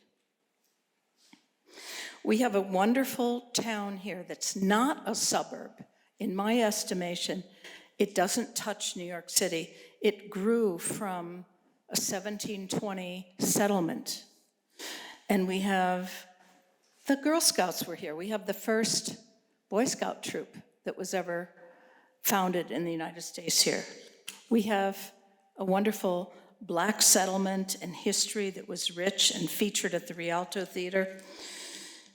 We have stately homes that I enjoy walking through over the years. We have a police and fire department who has incredible response rates, 90 seconds when I needed the police recently. A fire department that responded before I even knew I had a shed fire in my backyard. I don't want to see this become a canyon where we have mid-rise apartment buildings of people not vested in the community. The developers who throw us a bone of community gardens are ridiculous. We have 12 gardens next door at the Methodist Church. Anyone can come and garden if they want. We developed 800 pounds of food last year for the food pantry. We don't need to fill up every empty space with buildings that will be a blight eventually for our next generation. Less is more. We need to preserve our open lands and not fill them up. If you want a parking garage, hide it behind a periphery of two-story buildings along South Avenue. Don't make it so prominent and scary to women who don't like parking garages. I don't want a bicycle path on South Avenue. My kid was hit there when he was 10 years old. Parents aren't going to want their kids to ride bikes along South Avenue when you narrow it. I think this is not what residents want. I've had a business here for 35 years and served thousands of people, and none of them have said to me, oh, I wish we had apartment buildings that were mid-rise here. These walking wallets, as you call them, are not going to bring their dry cleaning here and get their shoes repaired and their watch batteries repaired and buy their makeup. All they're going to do maybe is have lunch or dinner. There are many alternate ways to bring people into this town, and I wish we would have the guts to buy the Lord and Taylor property, put up an indoor soccer I'm sorry, your time field. is up, Ms. Morrow. Thank you. Bye.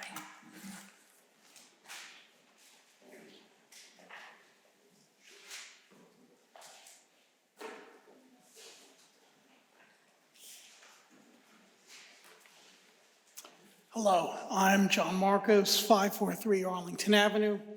My family and I have lived in Westfield for many decades. We've had many concerns about the overwhelming number of projects in town and in the area which have been causing many and more unwanted and negative changes. We're now dealing with a gargantuan project which would change the historic and suburban character of Westfield. We are not Morristown, which is a county seat and a major business center. We don't have a major hospital. We are not Metro Park Business Center. We are not Hoboken. It's been extremely disappointing to see many town officials and OWP supporters dismiss the opponents of OWP. They have dismissed the TAP survey and its 70-30 landslide results against the project. They've dismissed the petition with over 2,300 signatures. The claims have been that survey results were unscientific, too small, and unrepresentative. Yet, 2 online surveys were used by Topology in Cranford with less than 200 responses each. How can 1,200 responses be disregarded? I would add that Topology listened to Cranford residents, and it recommended that proposed new buildings be no more than 4 stories, not 5, 6, or 7 stories, as in OWP. I have deep concerns about the unwarranted rush to push these ordinances through. After important questions were raised in Summit about the size, parking, and financials, they had a pause, a reconsideration, and a new financial advisor. Many residents think that the OWP financials have many weaknesses. It's my opinion that the prudent approach would be for a blue ribbon financial advisory committee to be appointed as they have in Summit, and that the committee should be comprised of supporters and opponents of OWP. Commuters would be among the biggest losers if these plans do not undergo major changes. There would be fewer spaces, less convenient parking spaces, inadequate spaces for today's needs and for tomorrow's needs, and forced use of garages. The garages present safety, time, cost, and convenience issues. The odd-sized garage sites would lead to many design downsides for drivers, including me. I would not look forward to going up and down 5 or more garage stories and dealing with inadequate and unsafe traffic patterns and choke points. On top of that, I don't want to be dealing with many hundreds of extra cars and likely frequent gridlock during rush hours. The traffic mitigation and parking proposals are inadequate and expensive.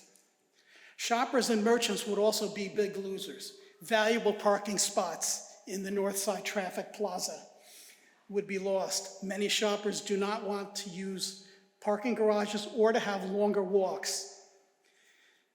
I would also add that how many towns in this area would give up their train station surface parking lots for redevelopment in light of the harms to commuters?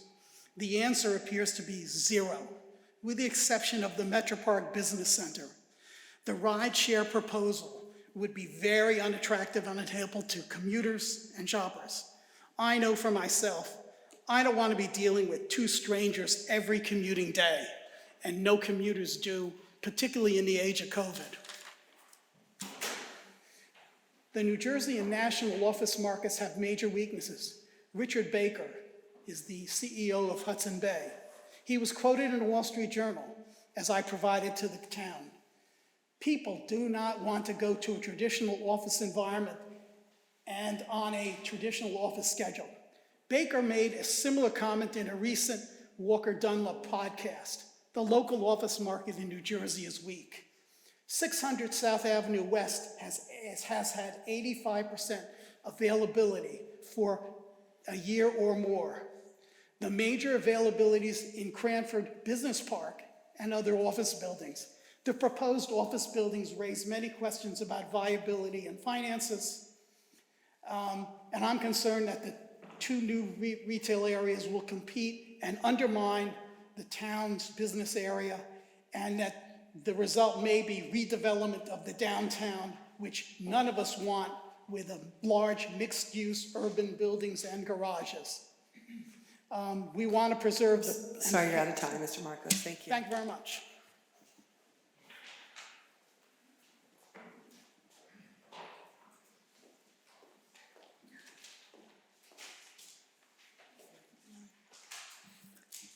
Do I have to say who I am again? Oh, by the way, yes, Carla Bonacci, 603 Lawrence Avenue. And if I said 3 bonds, I meant 3 ordinances at 3 different times. But, you know, in December of 2022, I first stood here and made the comment that what you had the opportunity to spend 3 years developing, well, the community had 3 months, and that I felt it was unfair. I still believe that. This is not a triumph of public leadership or exemplar of public engagement that listens to its residents and community, even when there are only 2,300 petition signers, even when only 11% of the residents who live here commute and use those lots. The reputation, well, I want to say you're moving at lightning speed, and it is questionable. But the reputation of Westfield pre and post-COVID and even into the future is still a heart the heart of this matter and this project. And I think the issue for many of us is that preserving the small town feel is what made Westfield successful. It's what we want and what we believe was the takeaway vision from the master plan reexamination. And what we got is a risky, oversized development that was not crafted or distinctive to our town. And also a one-sided business arrangement where the developers, realizing an immediate tax reduction and property value increase upfront, and the town is receiving small-scale capital improvements and an incremental tax revenues that are contingent on project completion and in the far future. This is not a project that the residents want to stake the town's reputation on.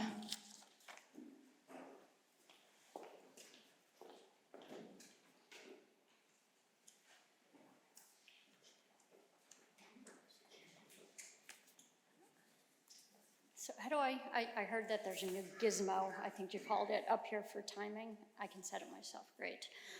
Carrie Murphy, 502 Cotting Road. I didn't plan on coming here tonight. I have a migraine. Anyway, so I think what I'm gonna do is just essentially repeat and ask the same questions I've been asking pretty much every other Tuesday night. It's like a reoccurring date. Every other Tuesday night I ask the same questions, but I haven't received any answers to them. So I'm gonna ask them again. You know, the pilot program, everybody asked a lot of questions about that, so I won't go into too much detail on that. I feel like people are misled into believing that the schools are gonna get money from these pilot programs, but they just won't. They haven't, I know that the crossings was a pilot program. I don't think you earmarked any money to the schools for that. I think maybe money is going to the field, but that's not the Board of Ed. Anyway, a question, if you're so comfortable with this entire plan, with the financials specifically and particularly, why will you not allow it to go to a third party, independent third party? That's my question. We are a very, very savvy town. We see that there's flaws, we see there's a lot of inconsistencies in what we've been, presented. Why won't you allow it to go to an independent third party? We have asked questions about the Department of Work, the Westfield Police Department, the Westfield Fire Department, the emergency, service. They're wonderful in this town. If we have all of this overdevelopment, are we going to need to increase the number of Westfield PD, Westfield Fire Department, the EMT? Can it handle this increase, the new residents, the new buildings? I don't think it can. Will we need new fire trucks? I know somebody talked about fire trucks. We have received 0 answers on the safety of this town. Why are you neglecting some of the most important questions and pushing it off until you pretty much jam this thing through? It doesn't make any sense to me. We're taxpayers. You're voting for us. You're not answering any of our questions. It's like, it's like we're in a twilight zone. I don't get it. And retail space, you keep saying we need all of this, development to bring traffic to the downtown, for our downtown to succeed. But what we fail to hear is that there's tens of thousands of feet of retail space that go along with all of these overdevelopments. How is that going to help our downtown? We have so many vacancies down there now. How is adding more retail space gonna help? Not to mention what's going on in Fanwood, in Garwood, in Cranford. They all have retail. How is all of this retail space gonna help bring foot traffic to our downtown? It just doesn't make sense, and you're not answering the question. I mean, it's like, do you have an answer? If you do, tell us. Send it to us in an email. Put it out on, I don't know, the mayor's website. It just doesn't make sense. I've asked time and again for you to map out all of the overdevelopments that are already jammed through, and those that are in the pipeline, those that are coming. I mean, there's like 10 of them already in the works. Why can you not put them on? We have the map of Westfield. Make a map and point out where all of the overdevelopments are, so residents can get a handle on exactly how much is coming to this town. We have been laser focused on One Westfield Place, I get that. But what we deserve and what we should be all asking for is information about all of the other overdevelopments. Altogether, it is gonna be far too much for this town to handle. It defies belief that we have not heard anything about that.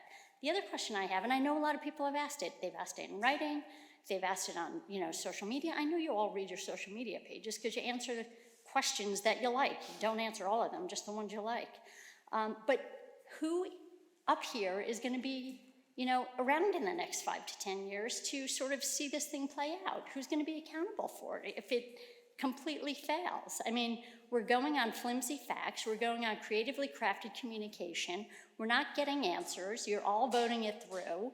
And we don't even know who's going to be here to sort of pick up the pieces when it all falls.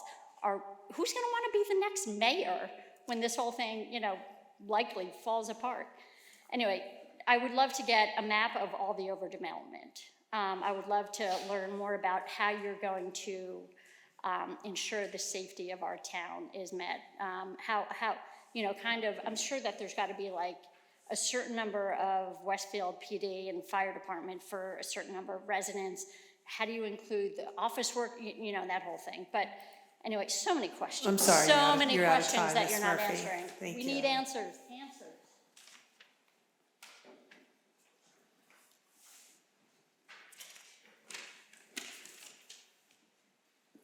Anybody else?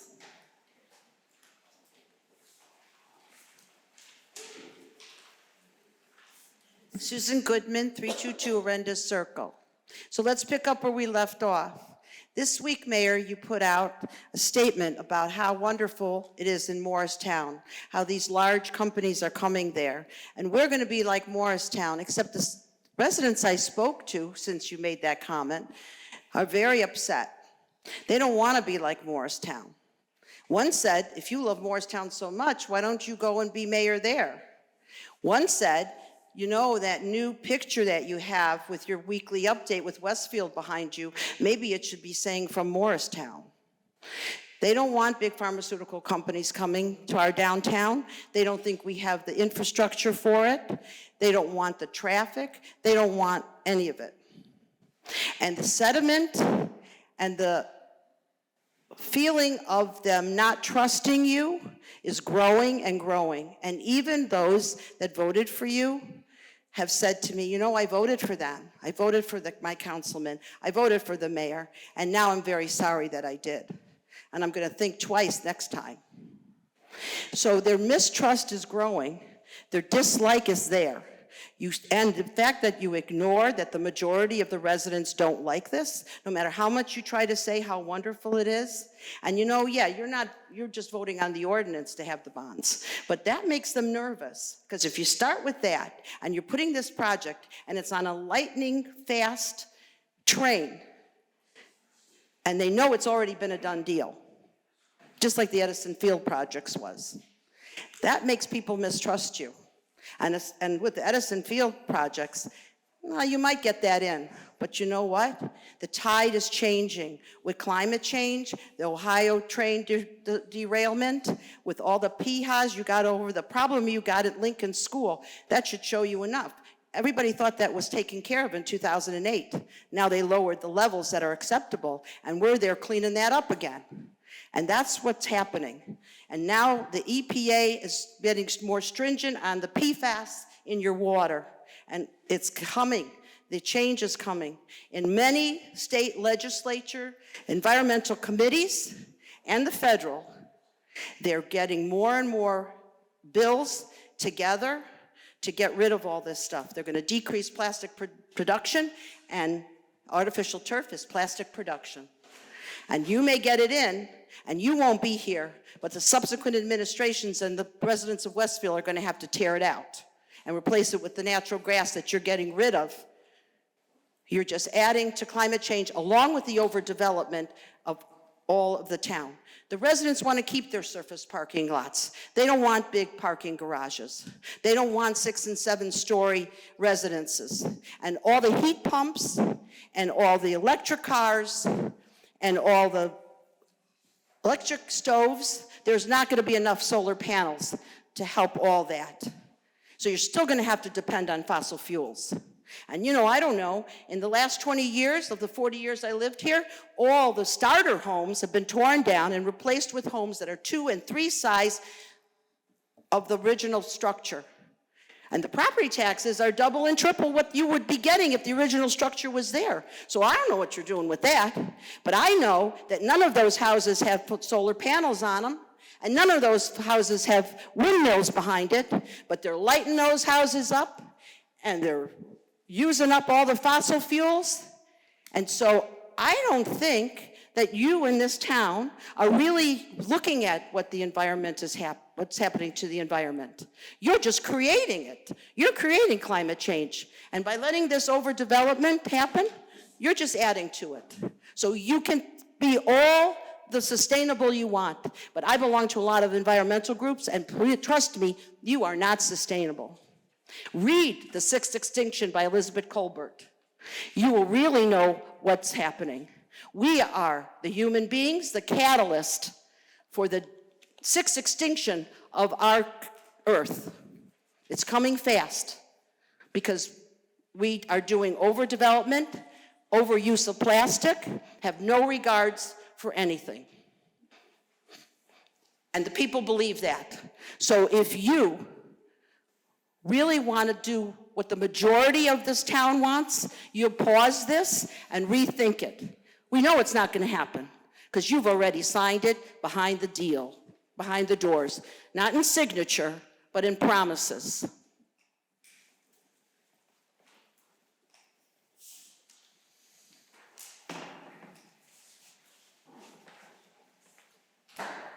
Anyone else?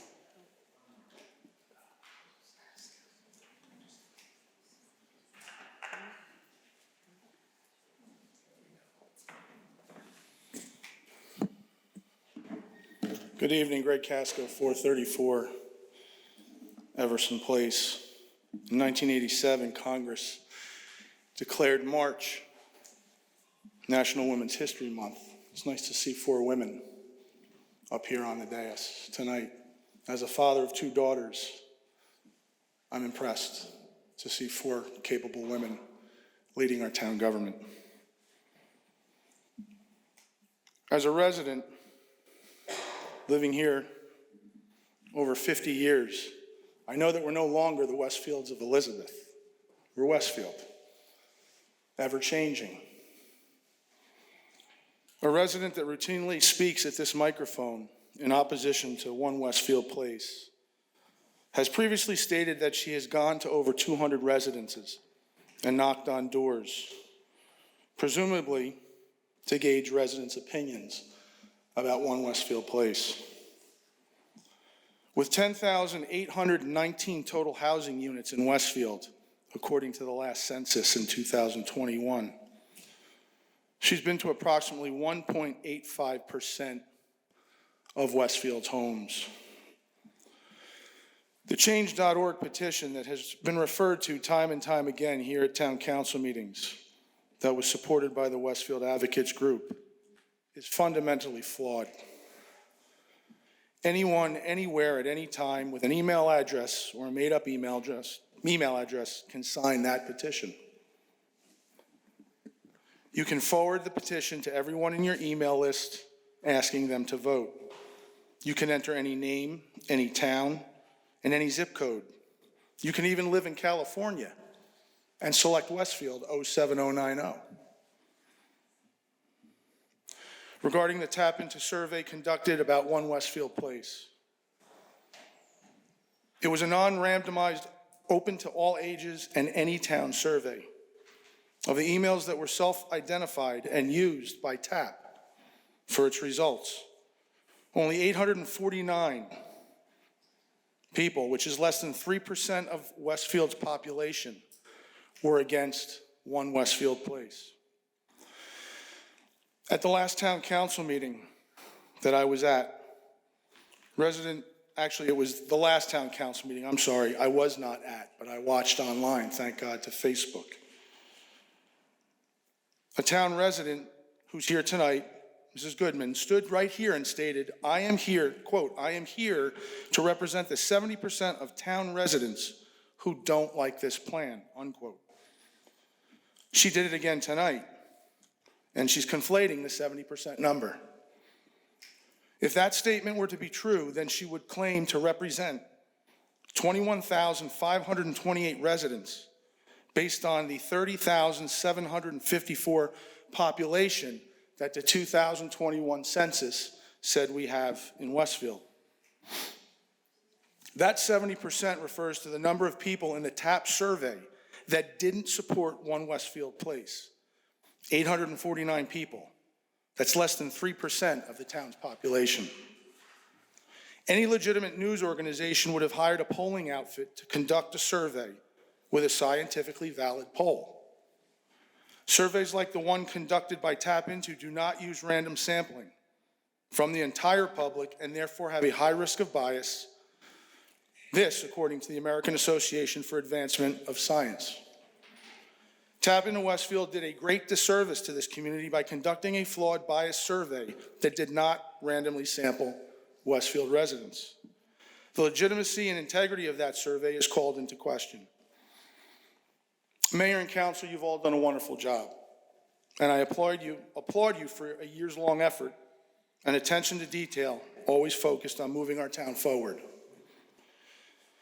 Should you ever have any doubts, please know that for all the hyperbole and misinformation spewed here, a simple drive through Mrs. Goodman's neighborhood is but a snapshot of reality. There stands but one sign in her neighborhood, and that sign sits on her own lawn. I thank you again for your dedication to this town. In closing, I can't help but wonder, have any of you on town council actually been presented the petition that has been referred to throughout this process? Mayor, you can hold your head high knowing that what you've done is exactly what you campaigned on. This town council has made an effort to move Westfield in a positive direction. It's been stagnant for 20 years. This development is overdue, in my opinion. Thank you.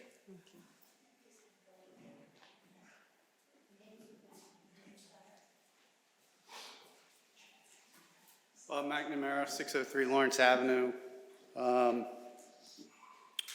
Almost in response to the last speaker, we have over 500 signs in this town asking for the project to be scaled down. In terms of the change.org, those names are constantly vetted. I think it is a good snapshot of where people are. I can agree that as we walked around, delivering flyers, talking to people, the vast majority of people want the project to be scaled down. They also are not really aware of the scale of the project. I can't tell you how many people have, when I tell them that the west and east buildings are 6 stories, are shocked. They have no idea.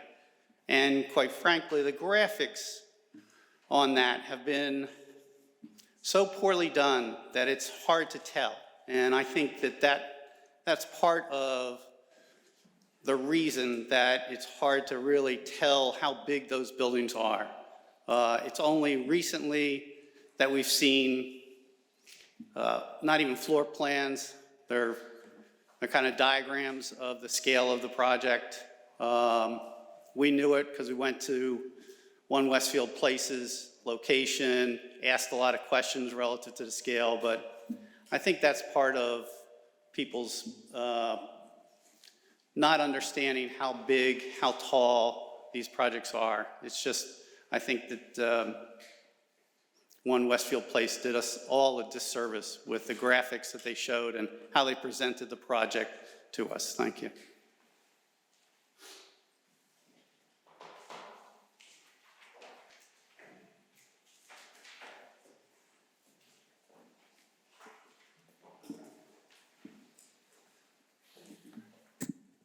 Michael Armento, still 30 Sandra Circle. So numbers can be easily confabulated, changed to make the desired outcome. So at least Westfield advocates did a survey. We had 2,300 people that said they were against this. They vetted actually some of those because there were false names that were placed on there and they were removed. So there's at least 2,300 people in Westfield that are against this, that just signed that petition. I don't think the town council has any numbers except basically town councilmen, people saying, I've received a lot of emails. Several meetings ago, Councilwoman Root said, oh yes, I received a lot of emails in support. Mayor Brindle said the same thing. I do not see any numbers. So therefore, if it hasn't been requested, in the next 2 weeks, I'll be requesting Oprah for your emails to see what the support is from every town council person. I think we need to see, is there truly support in your emails, or are you just saying that? No disrespect to Councilwoman Hapgood. You said, trust me. In this day and age, when a politician says, trust me, that raises a red flag. That means there's something wrong there, so I'm sorry. We just can't just blindly trust our politicians. This project was rushed through 3 months. September was when it was started, and by now February, or 4 months, 5 months, it's already approved. There's many concerned citizens here. I've talked to many people, again, and as I said in my first meeting here, I was one of those people that was not well-versed on this project. I thought it was the Lord and Taylor building. And talking to someone the other day, they thought it was the Williams nursery. People don't really realize this. They put their trust in you. They figured you're gonna do some redevelopment. When they actually see the project, they're incredibly overwhelmed and disappointed. So I think that if you actually did a survey, a true survey or a non-binding referendum, which we're not allowed to do, you would see that probably there's a lot of people that are against this project. I think people are for redevelopment, but not over redevelopment. Does Westfield need to be improved? Yeah, there are definitely areas that needs to be improved. But I think the Westfield Advocates, which I just recently became part of by learning more about this whole project, has put forth a lot of valuable information, a lot of valuable data. You have had answers for it every step of the way, some of them valid, some of them not. The one answer that you haven't been able to statistically show is, does the town want a project of this magnitude? You haven't shown that. I don't see any numbers. You show me numbers that say the town wants this. There are no numbers out there. I have emails. At least we have a 2,300 person petition that says we don't want this. Show us some numbers. This is a huge undertaking. And for you to say, oh, everybody wants it, or you have your constituents come in and support you and say, yes, Westfield wants it. No, people don't want it. I think you're gonna see, as this goes on, more people are gonna be against this. As more and more citizens of the town are becoming more knowledgeable of this project, the displeasure and disdain is rising. We will continue to look at all options to save Westfield, as I mentioned previously, including recall of the mayor and selected town council members. Milburn is doing a recall. We will see if they are successful or not, and we will look at their process and improve on it. As I said, I will look at Oprah, looking at your emails to see if you truly do have the support that you say you do. And of course, litigation is always an option, as Westfield is already being sued 3 times presently. Thank you.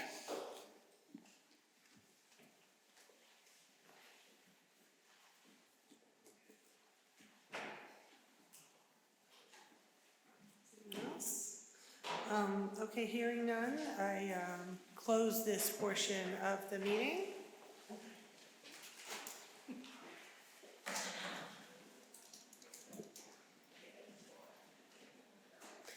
Well, it always speaks volume when the people of the comments don't want to hear the response, right?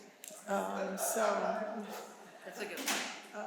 May I just speak too? Sure, absolutely. Yeah, I just want to talk a little bit about this petition that I keep hearing about, and you could have a petition with 10 people, 2,300 or 10,000 people, but I can't make any decision, or I sure am not going to vote on any information based on a petition that the Westfield Advocates have never turned in. So I keep hearing about it, but we've never seen it. So until you guys are, I don't know if you are going to plan, that might be to turn it in, that may be a rhetorical question, but we have not seen a petition with 2,300 names on it, and that's all I really want to say right now. Thank you. So, let me just, I do want to go through, it is unfortunate that folks that had questions left, but perhaps Mr. Fusaro, I know he had asked a couple questions. I think and actually maybe Mr. Powell, you could get up and speak to, I guess he said Mr. Fitzpatrick responded to Councilman Hapgood's comments about the assessed value and that's not an appropriate starting point. I don't know if you have any comment on that in terms of his response. Yes, Mayor. The issue of the land value that would be part of a financial analysis of the West Zone redevelopment was a major difference between Mr. Fitzpatrick's analysis and what we did. He had put a value of about $10.5 million on that land.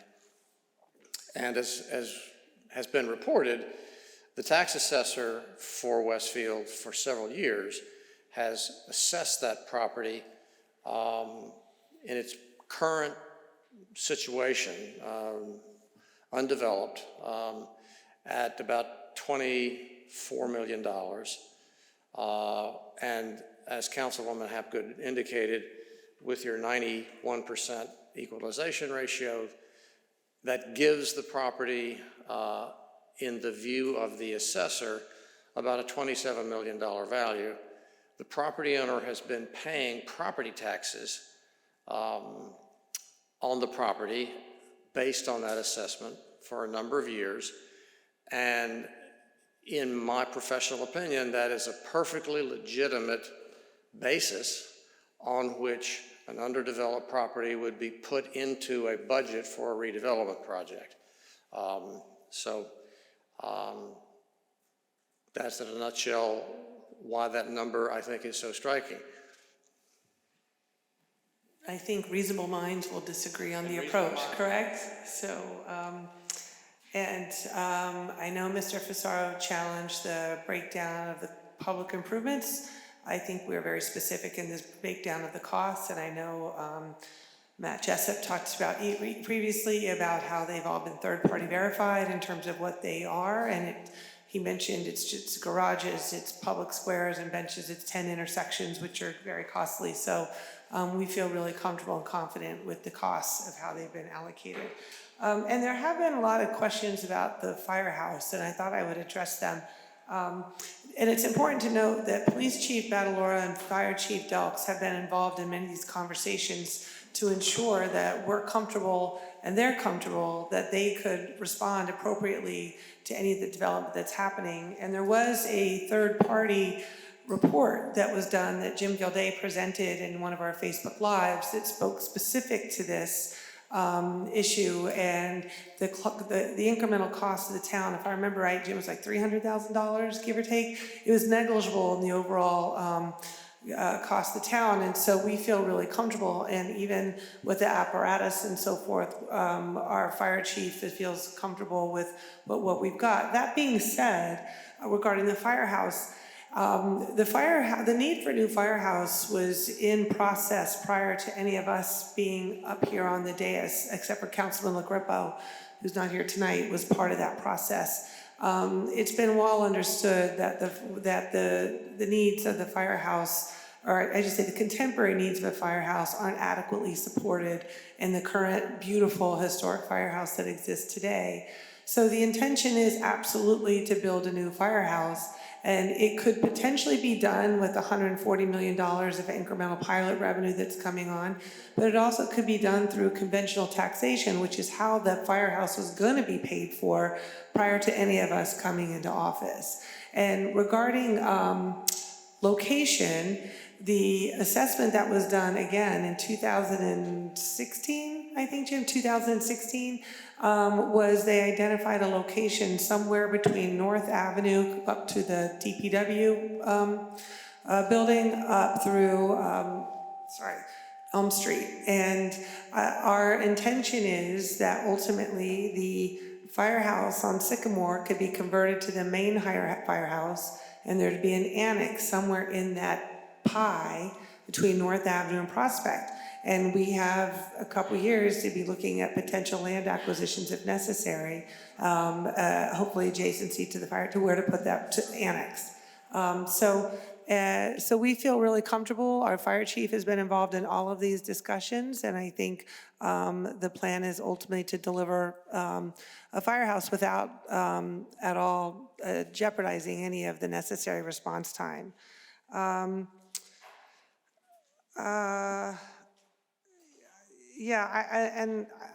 sorry Ms. Morrow left because I know she made several comments.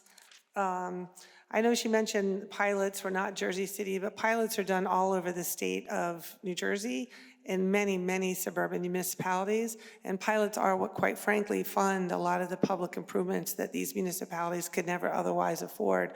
So Westfield is a bit late to this redevelopment process, if anything. And I just wanted to reassure her, the Westfield that she described isn't changing. There's nothing that she described that's going to be different than what exists today. And I think that's really important to note. And she talked about blight. Asphalt is blight. And I think what we're doing is replacing black asphalt with things that will deliver public benefits to the broader community. So, and I don't buy this part. I'm a female. I've never been scared of being in a parking garage. I think that's a very outdated notion of parking garages. I mean, you go to Short Hills Mall, ask any of the municipalities with garages, Cranford, Morristown, Summit, Metuchen, everybody has parking garages for commuters. So to think that Westfield can't have a parking garage because of these concerns, just it flies in the face of what is actually happening in today's world, quite frankly. And I have to say, and she did bring up a comment that I've heard from several other people, and some people have forwarded these comments on social media, which I find really, really, really disturbing. And it's this notion that people that live in apartments aren't worthy and aren't considered true Westfield residents. I don't really even know how to respond to that. As someone who lived in an apartment for 5 years with my husband while we saved money to buy a house, and we're absolutely intrinsic members of that community for 5 years, I don't count my residency from the day I bought my house. I count the residency from when I moved here almost 30 years ago, from that apartment on Carlton Road. So these are people, and I think someone brought up a point about those starter homes being torn down. She's right. And it's really a shame. And if people want to know why the schools are they think the schools are being crowded, it's not from the apartments. You ask the school district, and they'll tell you what's driving any population growth in the schools is from the starter homes being torn down and 4- and 5-bedroom houses going up in their place. But I don't hear people complaining about us limiting people's ability to do that. But apartments are becoming the entry point for people to become long-standing members of this community. I was one of them. So I'll be honest with you, I find it personally offensive when people diminish the value and contributions of people who rent. And quite frankly, there's a whole new generation of people that may never want to buy or be able to buy. And do we want them included and to be active members of this community? Absolutely. And this notion that they don't pay property taxes is a misnomer, because someone is paying property taxes on the properties that they rent, and it's the landlord. And the renters are subsidizing that property tax. So it's absurd and offensive when people diminish the value of what renters bring to our community. And I, for one, welcome them. Mayor, it might be worthwhile, I know she's not here, but I think a lot of people have misguided notions of this project. She referenced building canyons. We're not building canyons. She talked about filling up open spaces. I think municipal experts would say the worst use of public land is a surface parking lot. So that's what's being built on, but none of our town parks or fields are being touched. She talked about bike paths on South Avenue. The bike paths are not on South Avenue. They're they're really around the train tracks. So I think it's really important that people understand what this is and what it isn't.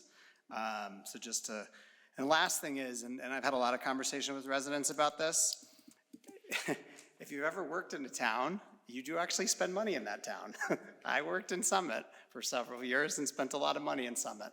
So I do believe, through my own personal experience, that yes, when you work, you probably spend more time at work than you probably do in your hometown. you end up doing a lot of the things you need to do when you are working, before work, during lunch, and after work. So I do believe firmly in this idea of walking wallets, because I myself was one of them, for a long time. I now work in Newark, in an industrial part of Newark, and I am not a walking wallet for lots of reasons. Mostly because there's nothing around where I work. And that's true. And the only other thing I'll mention is that I think Ms. Goodman had mentioned that I said Morristown was wonderful. I did not, I do love Morristown, but Westfield is not Morristown, nor do we aspire to be Morristown.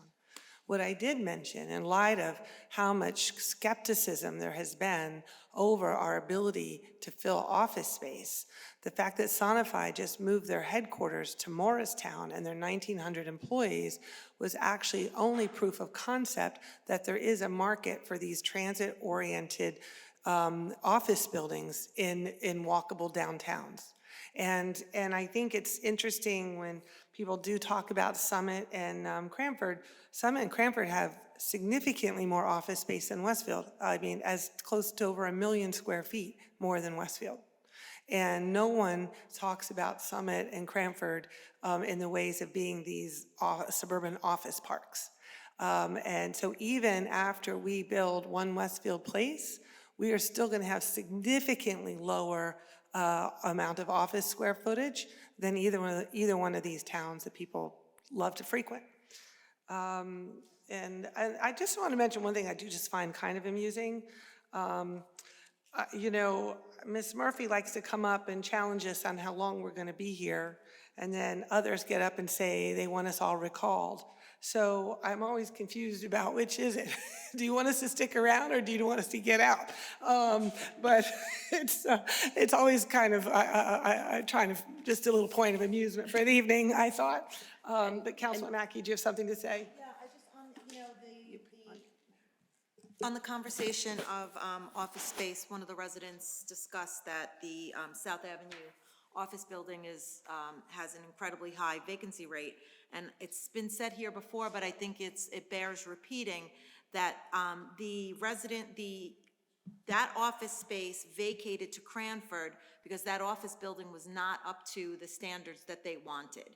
So that being used here as an argument why office space isn't a good idea is actually an argument why Class A office space would have kept those 400 or 500 people that we lost that has such a detrimental effect on our businesses that we hear personally. And to address Ms. Murphy about why are we putting more retail, and she doesn't understand the concept, it's the same thing with more restaurants. There is such a thing as a cluster economy, and nobody goes to a town when there's one dress shop and one shoe shop, and that's it. We all gravitate to towns that have a robust shopping district. So the reason why we need a little bit more is because we are creating an environment where people will come and spend the day, where it's worth it to come, because if you can't get into one restaurant, there's 2 or 3 other great restaurants that you're looking forward to. So I just wanted to address directly in the way of successful downtowns. Again, we are not the first town to address this. We have proofs of concept, and very frequently they're the very towns that the dissenters are holding up as examples. So that's my 2 pieces. And Mayor, I wanted to address Mr. Laporta's comments because somehow he thinks we don't ever answer his questions. And it's confusing to me, Mr. Laporta, since you used to be a member of this council, that you are a little bit confused about the difference between a hearing and the questions that would be raised at a mic that we are required to answer, and public comment. And so often when people come to the mic and offer public comment, we try to address as many points as we can in the time allowed, but it's not really the forum for answering people's questions, and that's why we all consistently tell the community that if you have questions or you want to talk with us, this is actually not the best place to raise the questions. Just call us I have offered many times in responses to emails that you sent me over the last couple of months to have a phone conversation with you, and I do not get a phone call from you. But I'm always happy. You are one of the residents of my ward, and I will just say again for public record that I'd be happy to talk to you. And I do respond to your emails, but when people come to the mic during public comment, it's for public comment. Tonight, we were making sure, with Mr. Jardim's advice, to make sure that we were answering all the questions that were raised during the hearing, because that's part of, it's a requirement of the legislative process. So, and as a former councilman, I'm sure you really do understand that. So, no, actually, you cannot. Yeah. So, No, because that's not, no, but Mr. Laporta, you know, Mr. Laporta, you know that what the process is. You've been up here before. And so, yeah. so Okay. I'm sorry. Yeah. You also know what the decorum is required in this room. Chamber. Thank you. So, okay, with that, let's move on to bills and claims. Mayor, I did have some Oh, you comment. did? Oh, I'm sorry. Yeah, Go- I just had Oh, yes, some. no, go ahead. Yeah, I'm I have sorry. some comments that I'd like to make as I we cut wrap you up off. this process tonight, because it's a very significant night for the town of Westfield, and I thought that I wanted to share some positives with the community about what's coming out of this, particularly after most of the people tonight have not, despite a lot of information being made available to the public and a lot of effort on our part to make sure that people understood the significance and the benefit of this to our community, some people still don't understand, but there were, I think, in a very heartening way, a very few people who were here tonight still not appreciating the benefits of this project. And so tonight, as we passed the public information financing agreement and the ordinances on second reading that fully complete the policy and the planning end of the redevelopment process. We've now completed the zoning and the contractual agreements and the financial foundation for Hudson's Bay to make a $375 million investment in our town. It's an investment that will now be made inside of rules that we have carefully crafted so that the town of Westfield has controls and covenants that mitigate our risk and maximize our upside. All of us on the council are very grateful to the administration, to Jim Gilday and his staff in particular, for all the time and effort has been spent, to the community who's participated in the process, and to all the professionals and our redevelopment team, and have really made efforts to bring this to full fruition.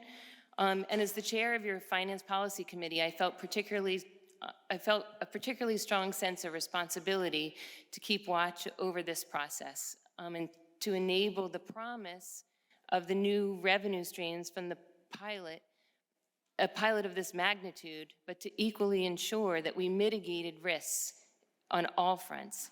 I'm very excited about the accomplishments here, and I want to share with you the reasons, not all of them, but the top ones, why I'm really proud of what we're doing here tonight.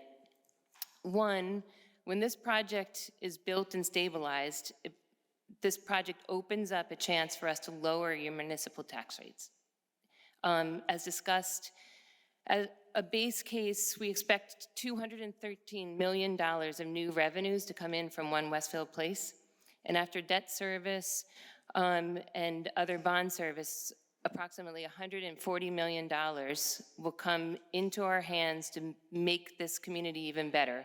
That's a lot of money for a municipality who operates on roughly a $50 million annual budget, and a community that's forced every year to push even important safety-related projects off to the future so that we don't push your taxes up too high. The second reason is that we can help our schools, and we will, with the capital projects that they don't have the money to focus on, and our help to them can help them focus on hiring the best teachers, helping them focus on our children's educations and the highest quality of programming around the school district that brings people into this town year after year. A third reason is that we'll be monetizing low-performing assets and then enabling activated public spaces that attract new workers and new foot traffic into our town. 4, our businesses will benefit from the economic engine of this development, and I am thrilled that this pilot will allow so many of our longtime business owners to realize the returns that they deserve on their investment in our community. 5, the new housing stock offers new affordable options and helps us to further diversify our demographic base. 6, we're creating a future for our town that makes it even more engaging, more community-focused, and more attractive as a place to live for empty nesters as well as pre-nesters, and makes us more resilient to the next economic downturn. The agreements that we're approving tonight commit us to addressing problems related to traffic circulation and pedestrian safety that have plagued us for decades, but that we haven't been able to solve. 8, we can increase our resilience to future climate change threats by earmarking some of the future revenue for improvements to our stormwater systems and the equipment needed to troubleshoot problems and maintain our infrastructure. 9, this plan centers on lifting up our community gathering places and creating opportunities for us to enjoy more art, more music, and more quality family time. And my last reason is that the structure of this deal ensures that we have the necessary controls in place to ensure that we approve the architectural details, the future upkeep, and the financial revenue stream to keep doing more to make Westfield better. As we've heard tonight, there are details in this process that some of us have disagreed on, and I'm thankful for the engagement, particularly from the financial peer review group who has questioned, prodded, and poked. This is exactly why all of the information was made available to you, so that we would know exactly what your concerns were and we could analyze this, taking into consideration all of the professional acumen that all of our residents bring to the table. After engaging and considering the professional group's concerns, as you heard tonight, the conclusions are not changed. And we can all walk away from tonight's meeting bolstered by the knowledge that One Westfield Place, as fully and transparently displayed to the public at the preview center, in our conversations with the public over many, many months, 6 actually, as of tonight, in Facebook Live sessions and on the town's website, and in these public town council meetings. After all that transparency, this project passes muster. Thank you. Thank you, Councilwoman. And I'll just add a special thanks to you and your leadership. And I know Councilman Parmalee as Vice Chair of the Finance Committee and every member of the Finance Committee, past and present, who have been immersed and really, it's quite a gift to the community that we have so many talented people who have been working and leading on this, and with such really great value to the town, and of course to our professionals who are here and in our town. It's been it's a remarkable moment, actually. So thank you all. So now let's go on to the mundane world of bills and claims. So on to you, Thank you, again. Okay.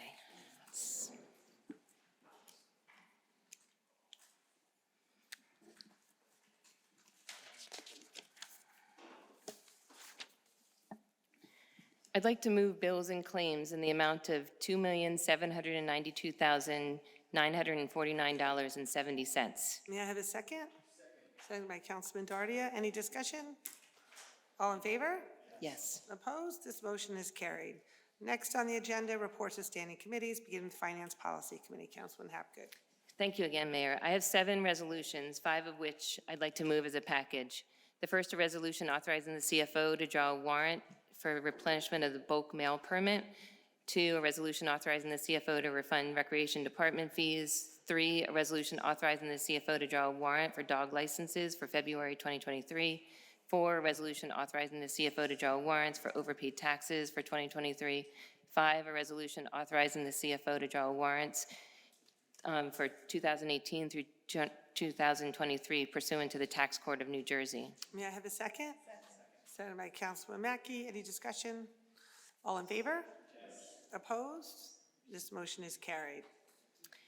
I'd also like to move a resolution authorizing the issuance and sale of general obligation redevelopment area bonds, Lord and Taylor / Train Station Development Park project of the town of Westfield in the county of Union, New Jersey, in an aggregate principal amount not to exceed $57 million, and proving for their sale. May I have a second? Second by Councilwoman Root. Any discussion? Please call the roll. Councilwoman Hapgood, Yes. Councilman Parmalee, Councilman LaGrepo, Councilman Katz, Yes. Councilwoman Mackey. Yes. Councilman Contract. Yes. Councilman Dardia, Yes. Councilwoman Root, Mayor Brindle. Yes, this motion has carried.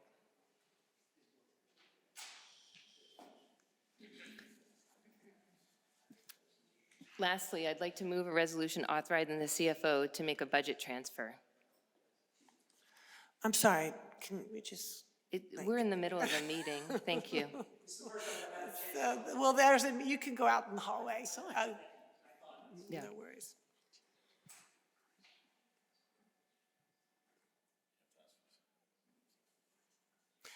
Mr. Cash, do you want to take it out in the hallway, please? Thank you. Well, you know what? We're almost finished We're with our almost done meeting. with the meeting. Okay, 5-10 minutes. thank you. I'll just repeat. Yes. Lastly, I'd like to move a resolution authorizing the CFO to make a budget transfer. May I have a second?